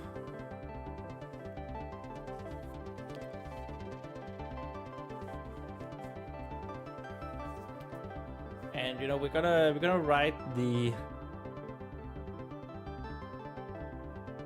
I don't want to say she's extremely strong for small size. That's not a quirk. Because that's something that's going to help her tremendously in the story and not be an obstacle.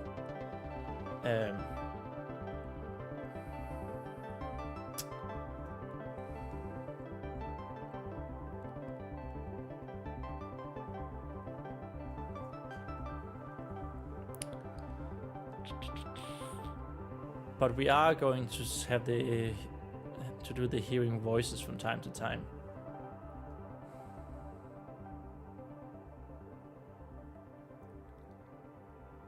And she could be mistaking that for a friend. But then again, that might turn it's gonna turn out that it's probably the mentor that she hears, or that she thinks when she meets him, or the ghost she thinks is him.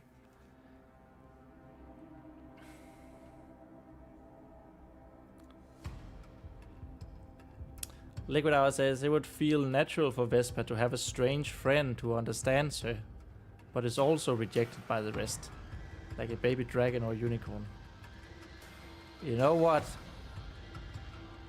I'm very happy that you say that. Because that's exactly... she's going to find a creature of some sort. Yes, exactly. She's going to find a bird that we're referring to as Lemon. We're calling her Lemon. And Vespa is a fae folk who doesn't have a spirit bound, so throughout the story, throughout events in the story, Vespa and this bird, like, they're going to become each other's spirit bound, so she's going to have this animal that she can talk to and that her life force is split with. So I'm very happy that you say that, because that means I have done some things right. And that's cool.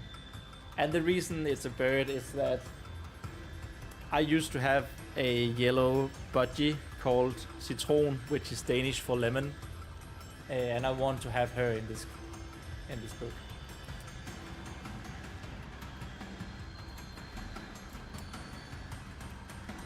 Whoever says it started to scent like dragon all of a sudden. Oh, seem like Aragon. Liquid Hour says, of course, they didn't offer you my music out of random. The story sounds promising. Thank you. And you know what? I don't mind not being completely original. Like you said, like you say, El Cuervo, it's starting to seem a bit like Eragon. This is going to be my first book. And yeah, I don't mind not being completely original as long as the story works, which I'm hoping it will.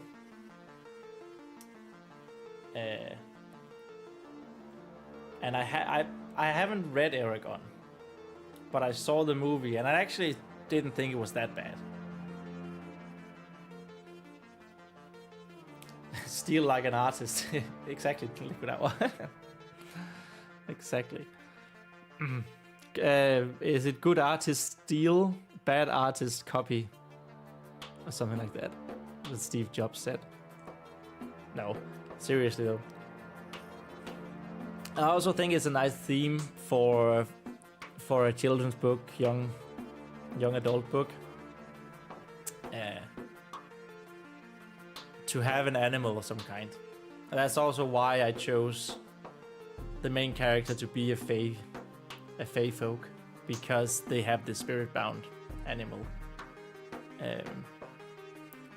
And the two of them are going to become spirit-bound. They're going to have their life force intertwined, and they're going to be able to talk to each other, understand each other.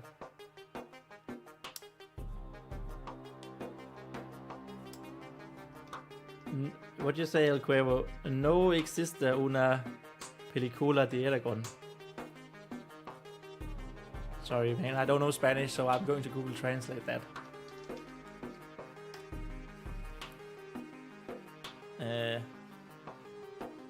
Spanish.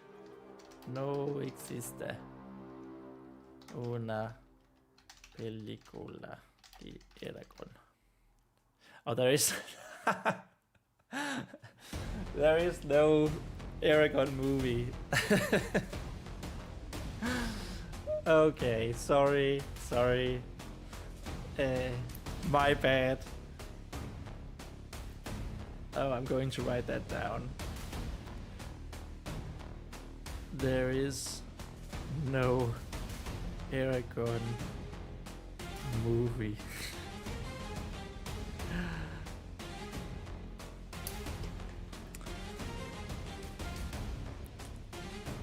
Liquid Hour says the only books I can read are fantasy novels. Throughout all my life, it has been like that. I can't explain how many stories I've read. You know, I love fantasy as well. It's my jam.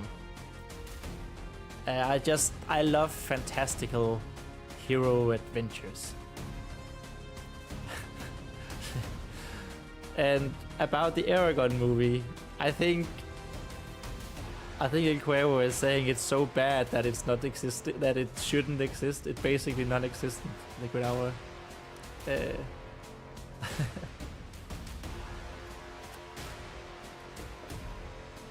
But I also think that I need to sometimes force myself to read. I'm not a big reader, which sounds weird when I want to write stuff, but I just tend to not find the time for it. And I'm getting better. Also, the more I read, the more I look at other people, like how they write, how they structure their sentences and paragraphs and story.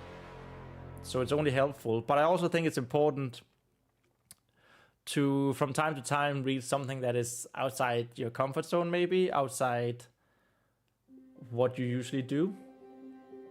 So I have a plan of doing that as well. Kingkiller Chronicles, best character writing ever. That's Brandon Sanderson, right? Kingkiller Chronicle.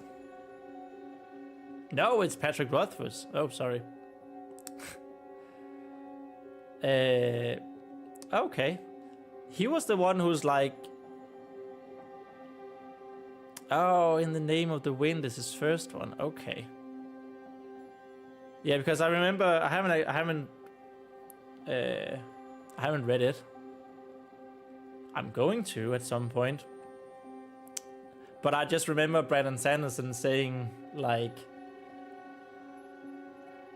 and you ain't nailing any author today, aren't you? No, I am not. Sorry. Is that 4 for 4 in authors that I don't? Is it 3 for 3 or something? In wrong authors?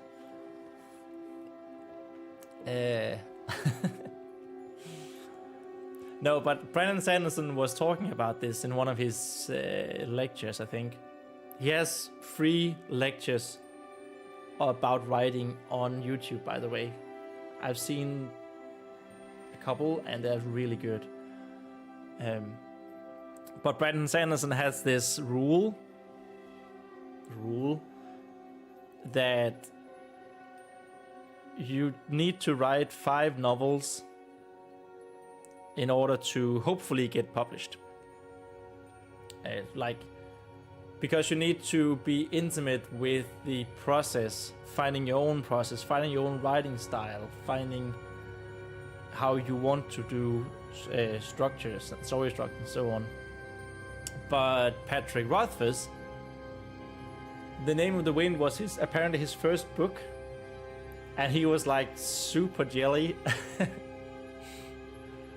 because Brandon Sanderson's first book was actually, I think, the 6th book he wrote. He had like written 12.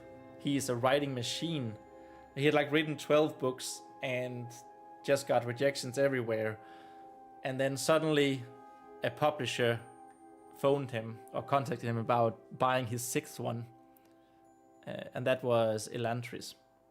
Yeah, I just looked that up for the Friday fantasy quiz on the channel. So, but El Cuervo, you are right. I am really not nailing my authors today. You also said, I mean, I mostly read fantasy, but I sometimes go for sci-fi or classics like White Knights. I haven't heard of that, and I'm not even going to guess the author because you know how that's gonna go.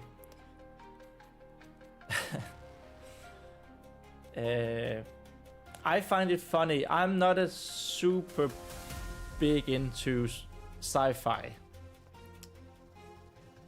That would be an understatement. I actually...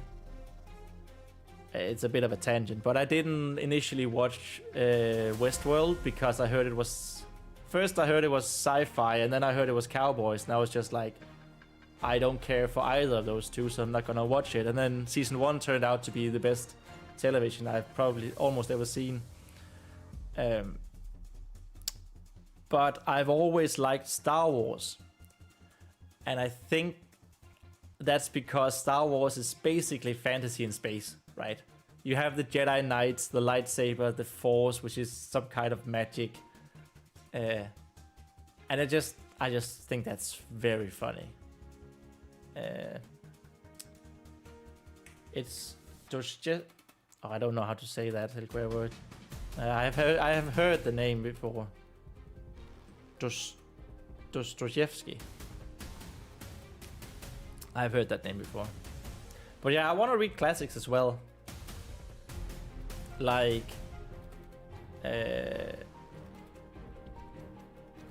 Moby Dick and To Kill a Mockingbird. Those types of classics as well. Yeah, Liquid Hours is Space Knights and Space Magicians. Exactly. It's basically fantasy in space. And then of course you have writers like George R. R. Martin, who is saying that sci-fi and fantasy are two sides of the same coin.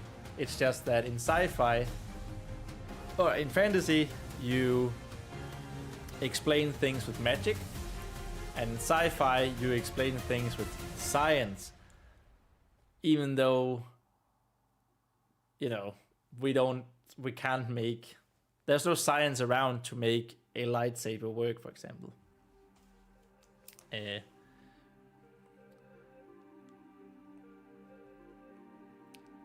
Well, I guess in a galaxy far, far away there was. A long time ago. No, that's not true.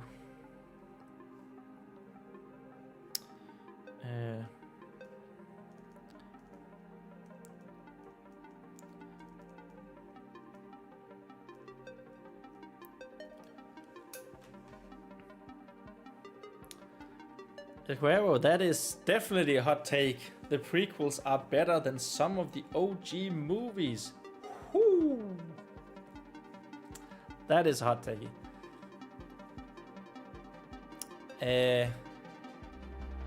I probably wouldn't agree, but I also think that the prequels are better than what people make them out to be.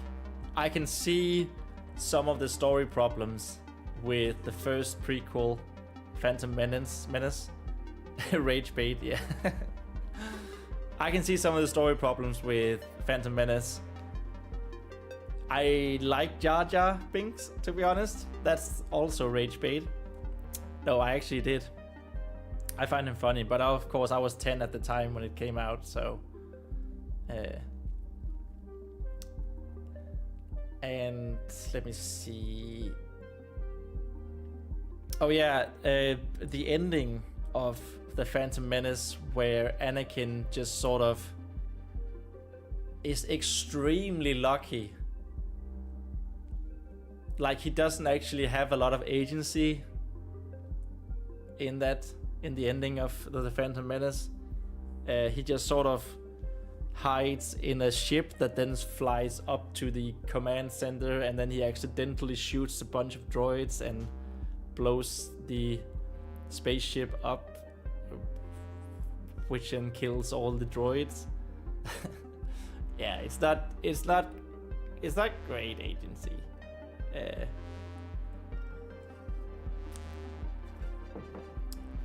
But you know, General Grievous was a fun character. Darth Maul was an epic character. We got the Duel of Fates, which is probably, that's the hill I'm going to die on. Duel of Fates was the best Jedi fight scene of all the movies. I haven't watched the last one. I thought what was it called?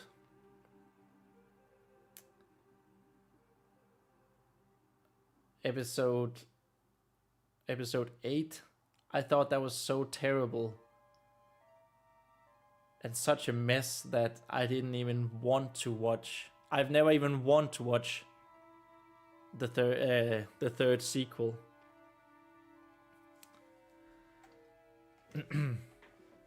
Like, I'm not gonna pay to go to the movie theaters to watch that one, and then it came on Disney Plus, and I was like, I don't even want to spend my time watching it, to be honest. I didn't really get to the sequels. Okay. The first one is all right, but it's basically a remake of A New Hope. But I could see why they did it. They wanted the old fan base to be hyped for the new movies. I watched Andor, Rogue One, and not much more. Okay. Mandalorian season 1 at least is very good. Liquid Hours has got a roll, have some music to make. See you around, folks. See you, dude. And I am very happy that you joined the chat. It was awesome. I hope to see you around. I haven't actually watched Andor or Rogue One, but I know Andor is really good. I know Rogue One is as well. I quite liked Ahsoka. It wasn't the best, but I quite liked it. I think they fumbled Kenobi so hard. That should have been the crown jewel of the new Star Wars series, and then they put it in the hands of inexperienced writers and directors, and it wasn't very good. The last 2 episodes were pretty good though, but anyway, we've been talking a lot about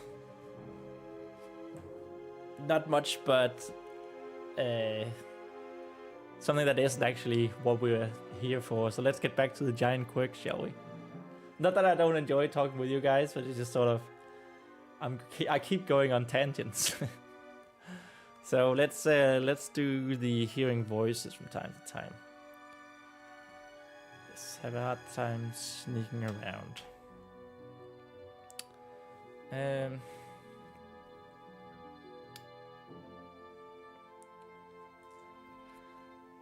So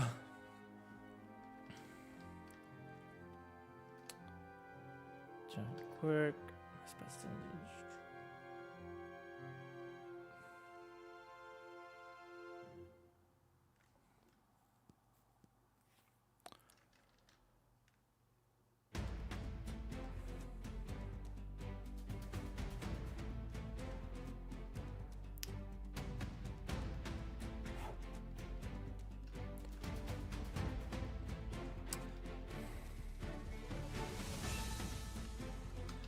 Vespa also experiences hearing a voice from time to time, often guiding her to specific places. In our case, in the case of book 1, the voice will guide her to the hidden catacombs.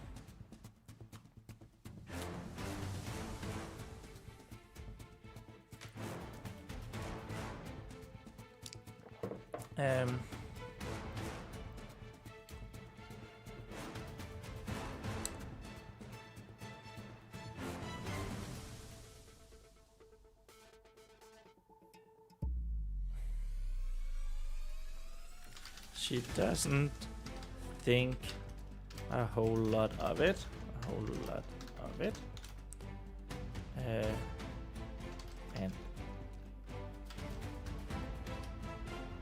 And supportive character number 1 thinks it's just another one of Vespa's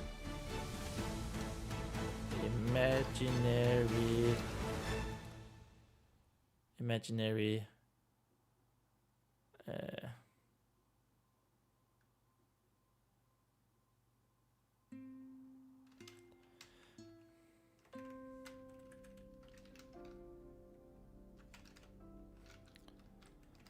another person from Vespa's imagination.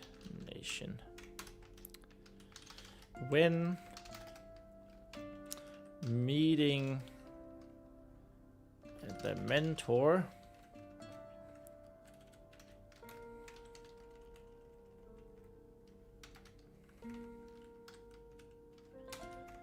Vespa believes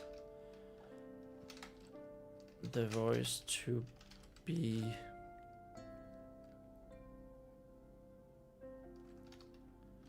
be the ghost, the original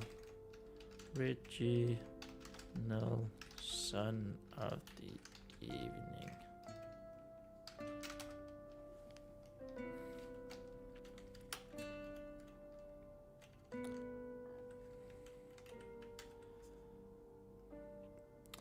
By book 3,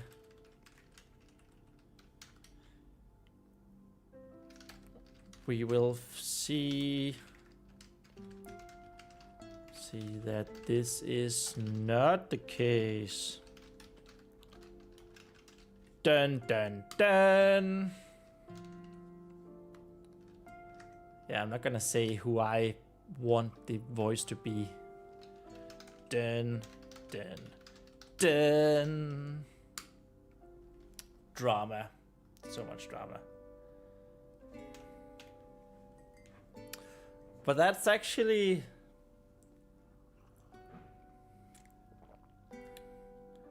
that's at least the first draft of Vesper's character.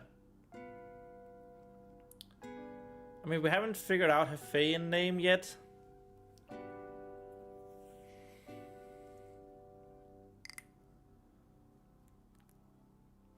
Oh, we need to be...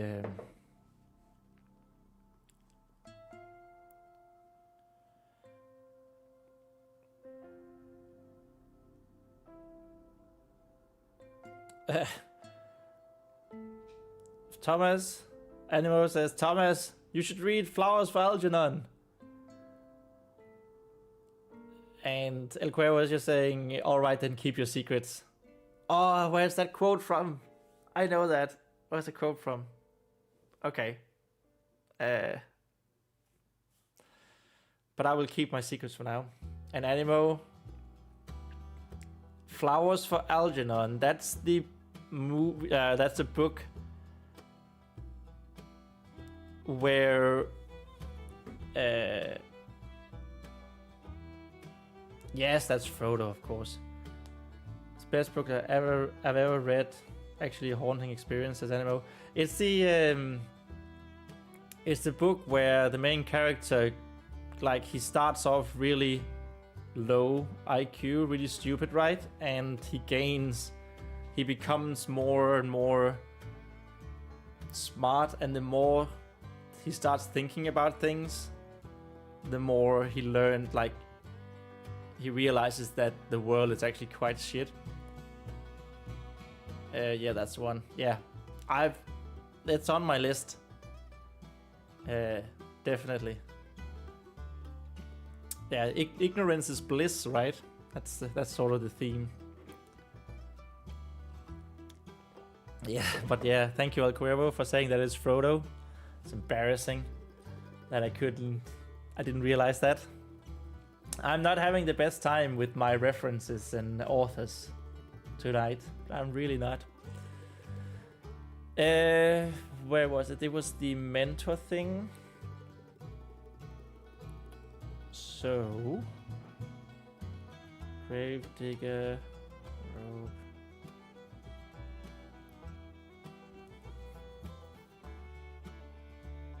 If the mentor, I'm gonna make a comment here. If the mentor is a Feyen ghost,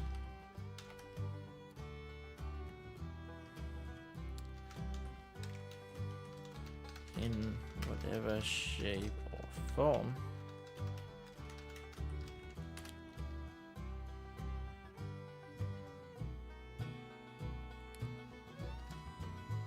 they should start off by speaking Feyen, maybe, which Vesper doesn't understand.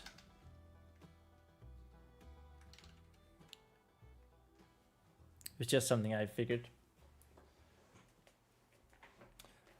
Aquarius says, while we're talking about book recommendations, I recommend not reading Glow Lords. What a waste of 15 euros. Glow Lords. Oh, that's not.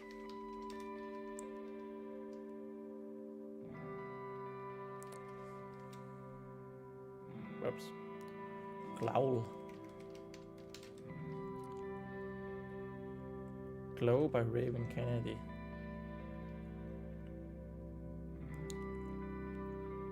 Clown Lords. Clown Lords by Rafael Madrid Gimeno.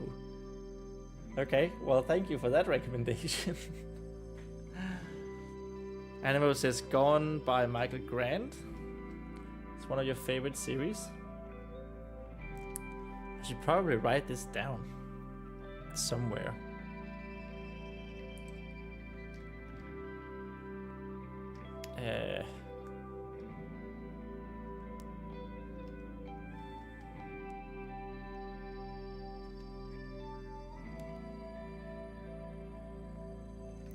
Reading recommendations.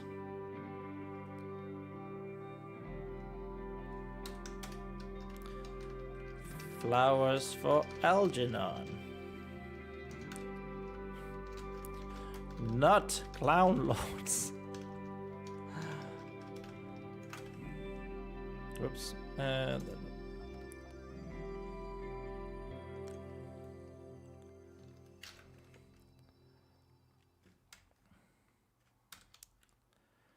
We also, of course, had King Killer. Oh.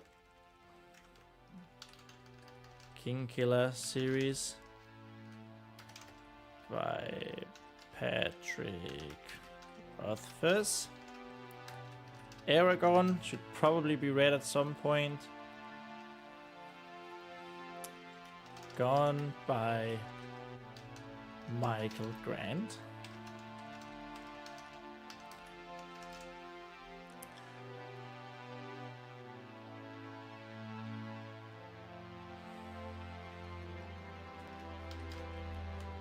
You know, thanks for the reading recommendations. I just need to pick up my pace in reading stuff. I'm horrible at, like, unless I'm at my parents' house or at my parents' summer house, there I have this, oh, I can just read all day. And then in my own apartment, I'm like, oh, there's also this, there's this I could do instead. And I end up not reading and oftentimes just procrastinating where I could as well, where I could have been reading. Because I'm such a fucking idiot. Anyone says, Gone by Michael Grant is very stuff, a bit superhero-y, considering it as research. You know, if you had an enterprise or a company or something, you could have that as work, pin it down as work stuff, buying it as work stuff. It's a big brain plays right there.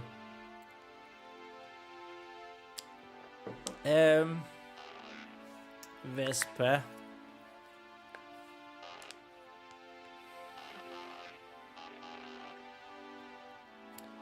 Yeah, we're almost done with her. I mean, should she have a Feyen name?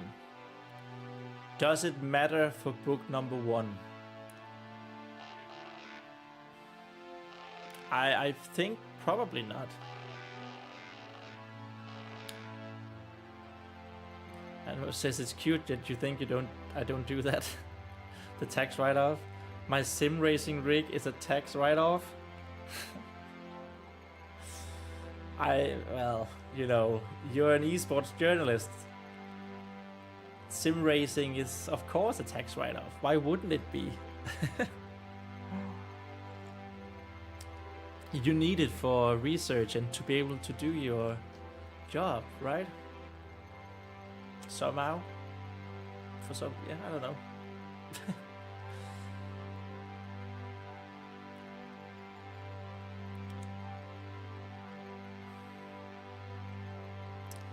Oh yeah, well, I just forgot about something that we haven't written yet. Her family and background. Everything can be written off if you try hard enough. That is true. That is true. I actually bought my current computer as a tax write-off because I needed it for when I tried to do gaming YouTube stuff. And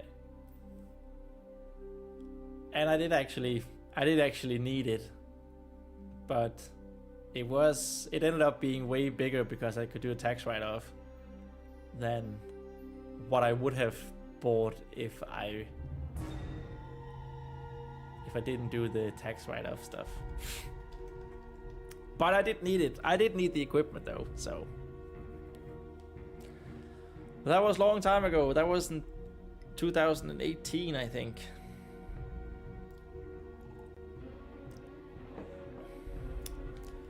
Animo says, oh yeah, I spent so much more on my PC than would have because of the write-off. Yeah. Back in 2018, my computer cost 20,000 Danish kroners, which was probably around double what I would have purchased if I didn't do the tax write-off thing. The Cuervo says, well, 200 words done again. Might as well finish now. Well done, El Cuervo. Well done. 200 words again. Just keep grinding. Nice. It's good to hear. Animo says, as soon as it's fully paid off, another one will be ordered. You're just living the dream of tax write-off, I guess. Okay, but we were not done. We were not done with Vespa. I forgot her background lore, her background. But that's not going to be... it's not going to be too much, like I mentioned at the beginning of the stream, because, like I said, she spent most of the time at the castle temple. So...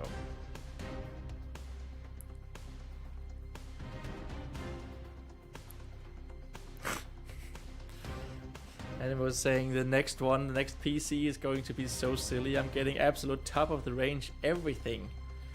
Probably 96 gigabyte of RAM just to take the piss. Maybe won't bother with 18 terabyte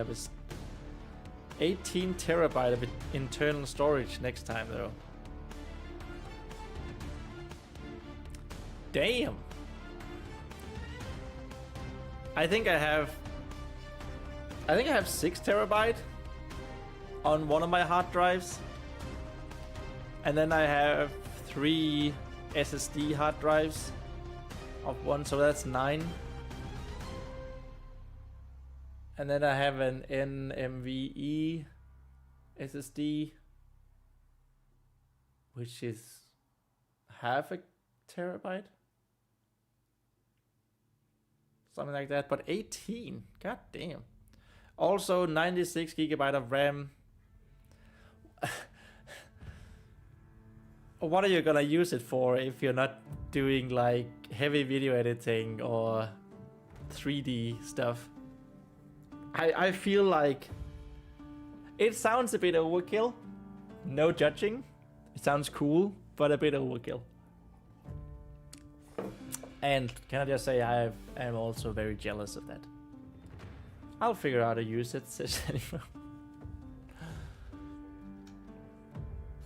I have 64 gigabyte at the moment, to be fair. I think, is that twice my rig? Rig, it's not really a rig.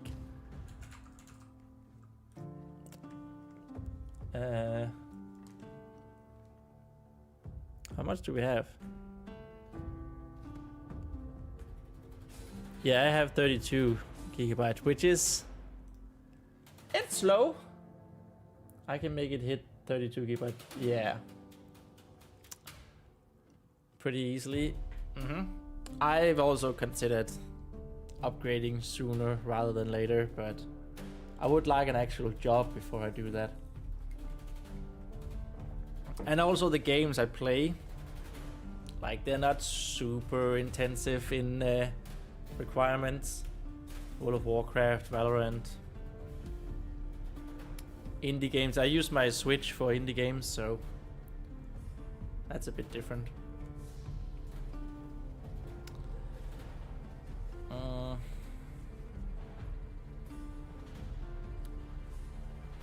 We're in the wrong.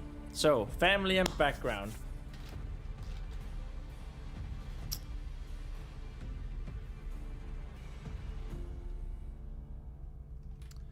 Vespa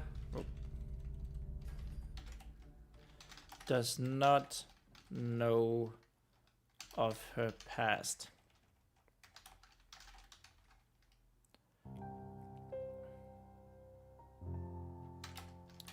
She was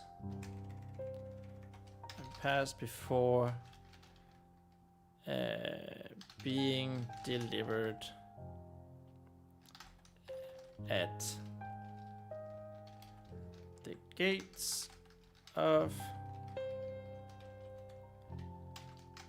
Castle Temple.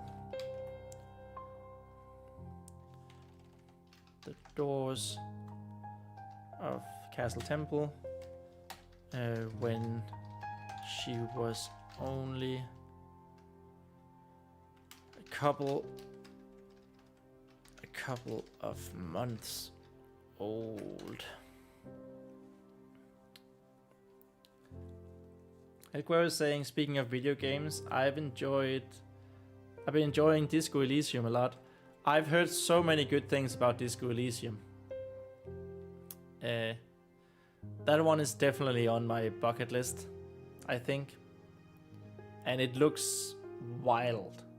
Like the art style is insane. The problem is, for me, right now I am playing Hollow Knight Silksong and I'm loving it, but it's so freaking hard. I'm stuck on something that's not even a boss right now.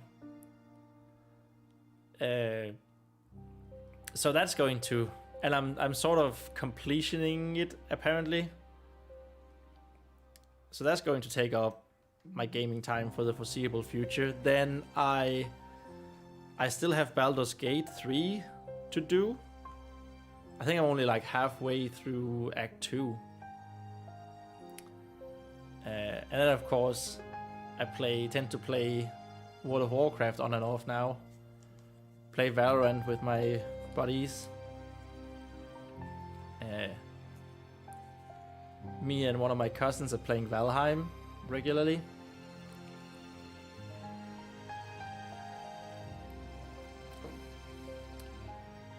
There's just too many good games. Hades 2 has just come out. There's too many good games and not enough time. Not enough time.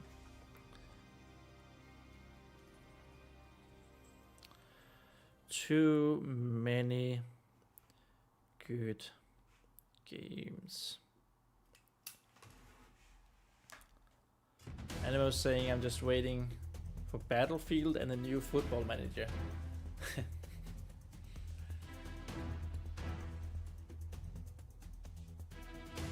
Football Manager 24 has gotten a bit stale after 2.8k hours of playtime. I can imagine. I can imagine that. I mean, to be fair, you did have to wait 2 years instead of 1 for the newest, the new Football Manager. So it's not really on you anymore. That's clearly on whoever is making Football Manager.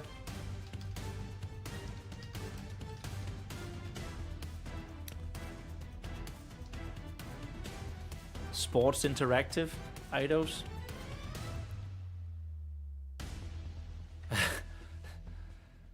Yeah, but I think I was like a 1.9k when they cancelled 25. Lol. I once had a friend. Well, I hope we're still friends, but I haven't talked to him in a long time. But back when we were playing World of Warcraft, that was the only game that I played for like 6-7 years. He was afraid of typing in /played because he only had one character and he played it for years and he played a lot. But yeah, he was afraid of typing /played, so he didn't actually know how much he had played. I'm also now, and it says I'm also now on 4.9k hours on my main account for Counter-Strike. Almost 5k and I'm still dog. I'm sure you're way better than me. I'm like 500 hours in Counter-Strike and probably the same in Valorant.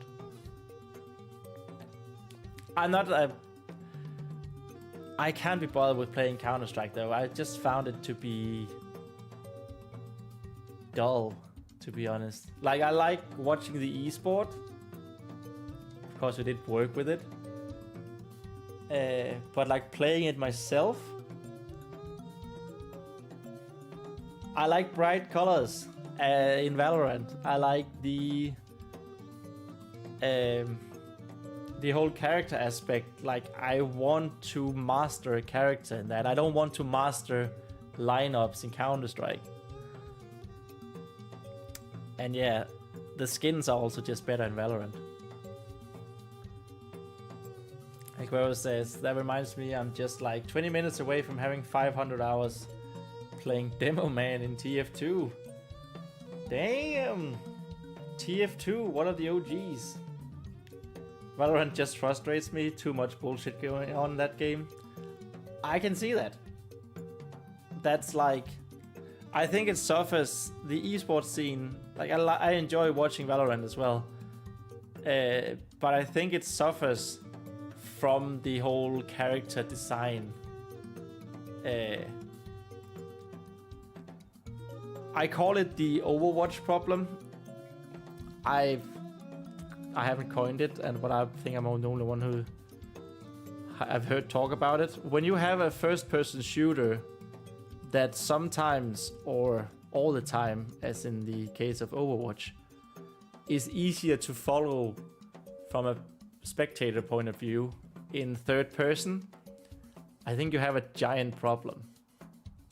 And Valorant suffers from that as well, because there's so many characters who does so many different things. So the burden of knowledge, that's also the problem with the MOBAs. The burden of knowledge for a new player is steep as all hell.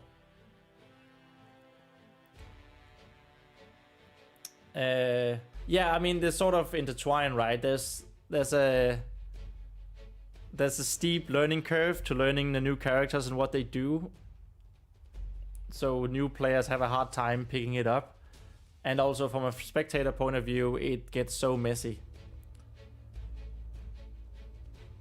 Yeah, spectating in Valorant is hard unless you get it already. That's why CS is good. Like, I completely agree. Like, I think Counter-Strike accidentally stumbled into what is almost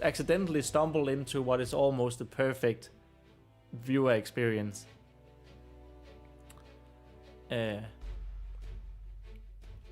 But I mean, once you get Valorant, it's really fun, I think. And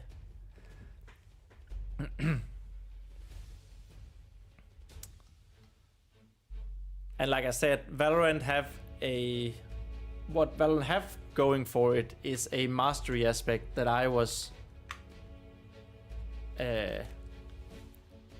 surprised that I found myself wanting to master characters. And like I said, in Counter-Strike, I hate lineups. Like, there's no fun in knowing lineups. There's fun in mastering a character, I think. Animo says, yeah, I peaked in Diamond and Valorant, but I was playing it with friends who were brain dead. It's a miracle we got that far. Honestly, I've peaked in Gold. So that's how bad I am. I don't play it enough. I think maybe I could be Platinum if I tried really hard. But I'm not mechanically skilled enough. I would say my game sense is better, but my mechanics is holding me back. Aquarius says I never even touched Valorant. I mean, I think it's fun. I think it's really fun. And like I said, they have cool characters. They have great skins, even though they're stupid expensive for pixels. I wasn't in the same postal code as that game. That's the beauty of gaming. Like books, there's something for everyone, right? Animo says I could probably get a Sentinel low immortal with people who aren't useless, but I only play competitive games with full teams. Randoms make me angry. That's the same way. That's the same reason that I've never even tried a mythic dungeon in World of Warcraft, because I don't like playing with random people in a competitive environment. And right now, when I play Valorant, if I play with just like not a full team, I always mute my teammates because I can't be bothered with people trying to people yelling at me or trying to tell me how to play or something. And I'm just like, yeah, screw that. But now we went off on a tangent again. We're supposed to be doing background for Vespa.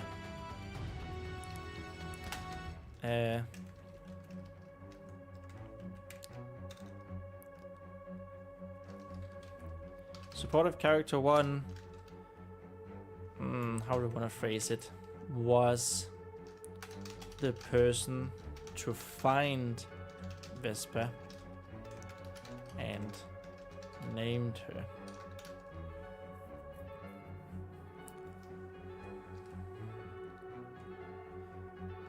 And take Vespa in.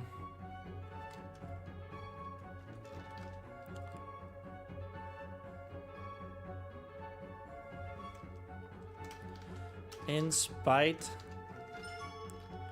of what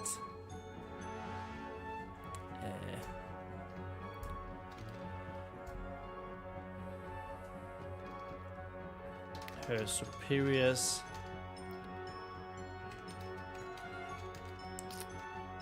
both in the Paladin Order and the temples, Peters,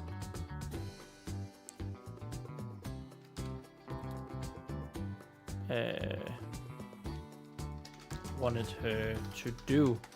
So that's also like, there's going to be like some resentment from some of these characters that Vespa is still there.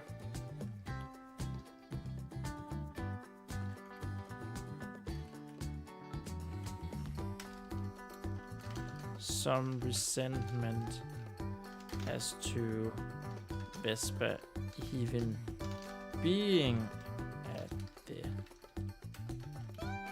castle slash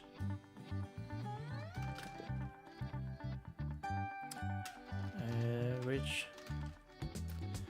further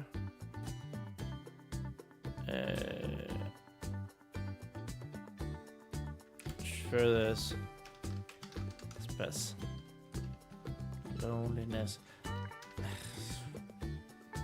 I need to be a bit careful, I think, with not having people hate her. Everyone hate her. Loneliness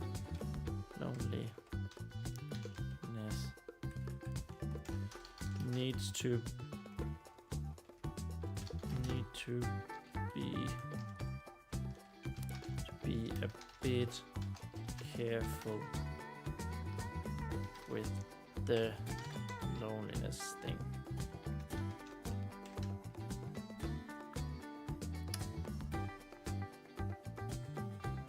Quero asks, so her sister was like delivered together to the temple? No, her sister would have been in training, I think. I need to set up a timeline of events, of course, but her sister would be a paladin in training, or like in the end of a training at least. And then Vespa's parents would, very much like the beginning of Harry Potter, would deliver Vespa to the doorstep of the castle. And then her sister, that's why I keep doing the quotation marks, her sister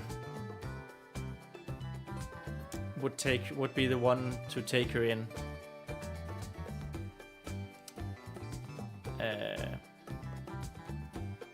So supportive character number 1 is not actually her sister.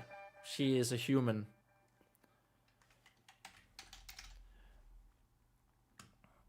Who took Vespa in and raised her.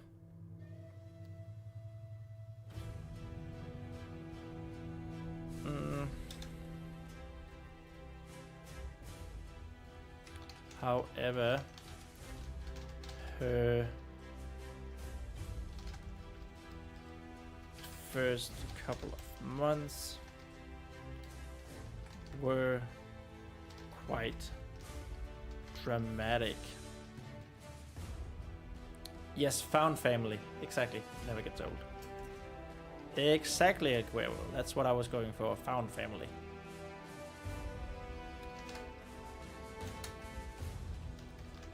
Vespa was unlucky in the fact that a spirit bound. Have I been saying soul bound this entire live stream? I always meant spirit bound. The spirit bound never got to her when she was placed in the tents of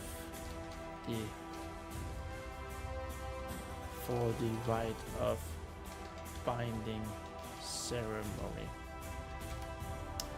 So the rite of binding ceremony is it's where Fae folk get their spirit bounds.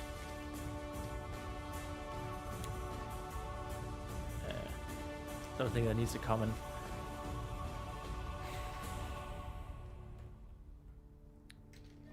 Since a spirit bound never showed up, she was supposed to have died in the tent. So Fae folk, their rite of binding, which is the ritual of spirit bounds and like their initiation ceremony, I guess you could say, their baptism into the great cycle religion, have them. It's where you place the babies in these tents, and then no one goes in or out the tent until an animal have found the Fae and the baby, and then one of the druid goes in, performs the rite of binding, and they become spirit bound. Of course, Fae folk believe that the spirit bound, that the animal that comes to the tent is an old Fae folk spirit sent back from the realm of death, the amber sleep. If an animal doesn't come to the tent and join the baby, it's believed that's because the baby was not ready for life, basically, and so they're supposed to die there because they don't get food, they don't get anything to drink, right? So I want that rite of binding, that ritual, to be quite tense, and we're gonna have a 1 minute story at some point explaining that to follow along with Warned.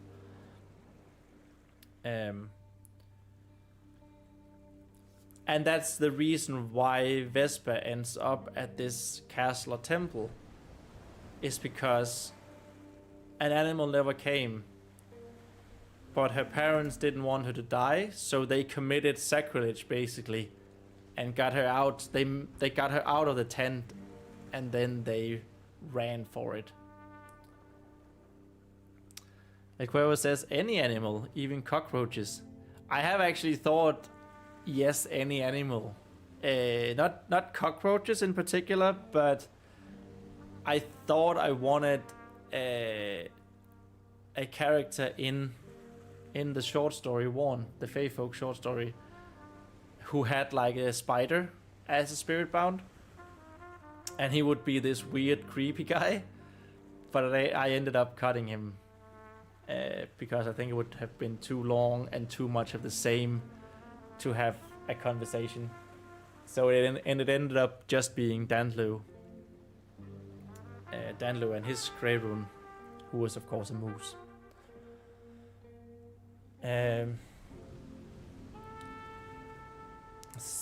Yes. Since let's go like this. We have 10 minutes left from the live stream. We can still get to write stuff.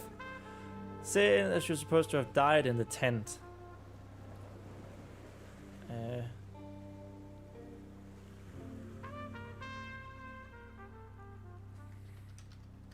Because a spirit bound never got to her, and she was placed alone in the tent for the rite of binding ceremony. Since the spirit bound never showed up,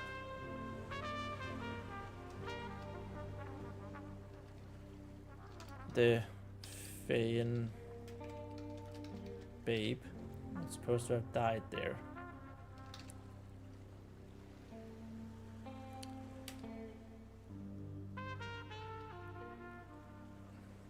Given that her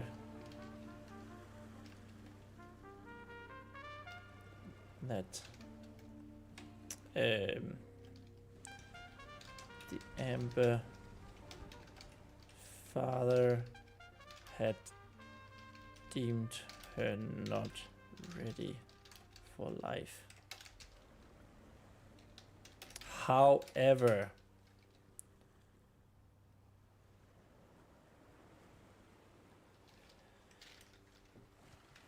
Vespa's parents committed what was probably the greatest sacrilege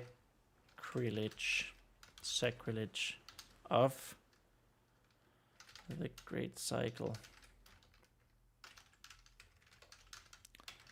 and intervened with the rite of binding. They took Vespa out of the tent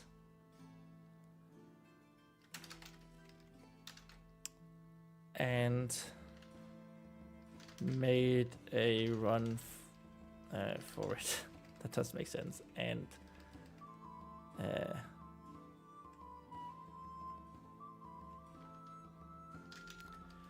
ran away from their realm tree. Now, should this, of course, I don't know yet, should this be the realm oak?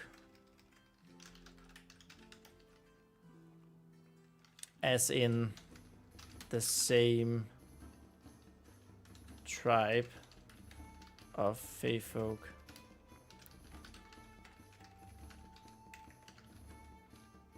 as in want,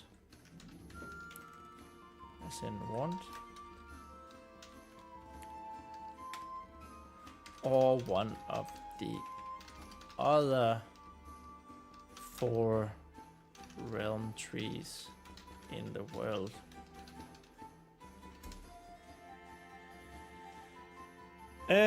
We need to have a map to figure this out.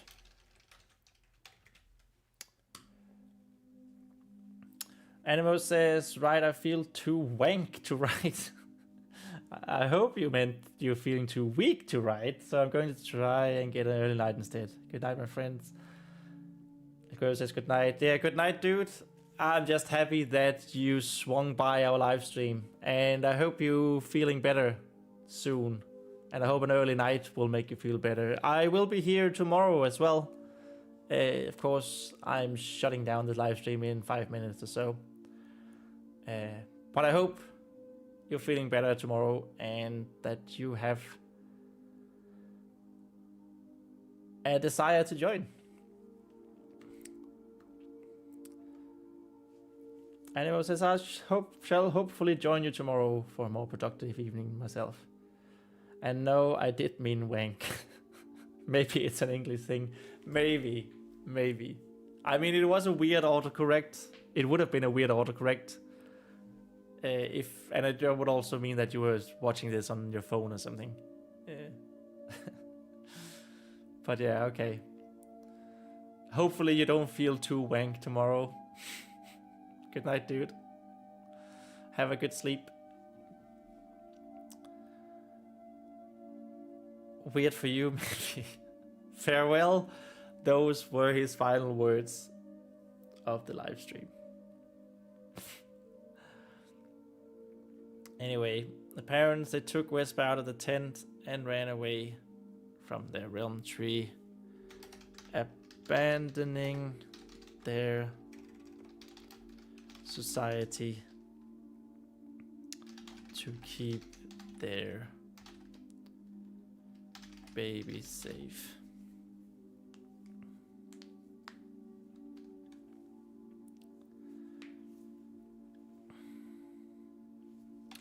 Not safe, but alive, at least.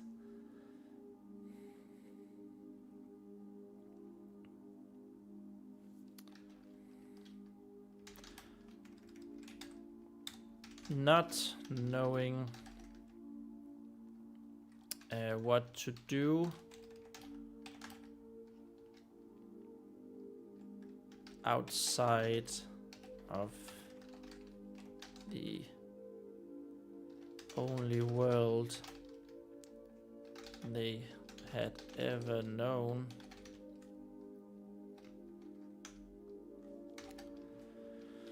Vespa's parents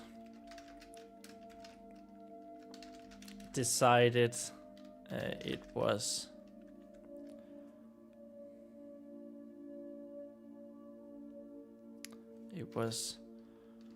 best to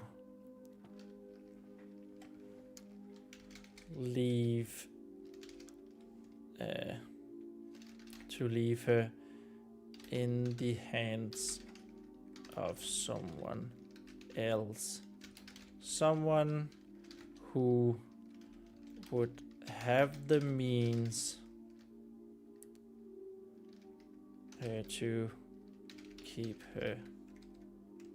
the baby safe.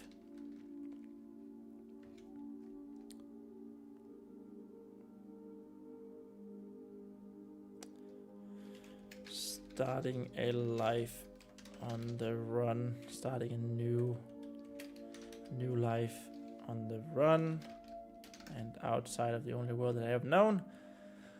Vespa's parents decided it was best to leave. After much travel, they finally came to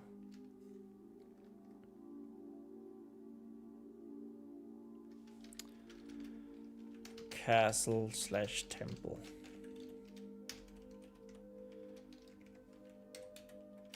And delivered Vesper on the doorstep.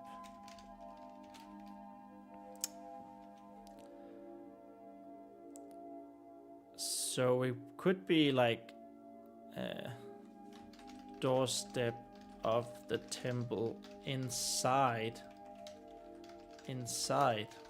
the castle. So they would have like, meaning the parents would have to scale the walls to make sure someone found their baby.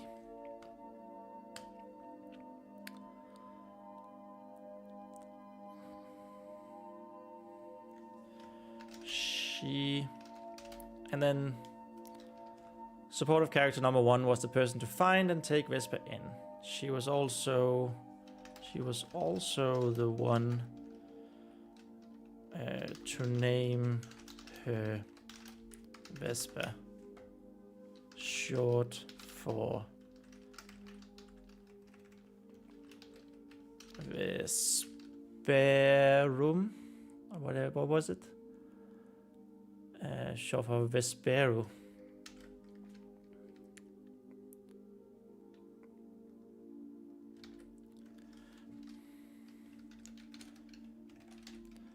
Meaning evening. Not evening sun, meaning evening in the blessed language of the 5 pillars of the teachings of the teachings of the 5 pillars. Because of the there's a lot of the here, but whatever, it's fine. Because of the fact that the baby was found during the temple's evening prayers. And with that, we have scaled 3 hours of this live stream, and I think that is enough for today. Tomorrow, I don't know. Maybe we'll continue the hero's journey now that we have Vesper pretty much down her persona.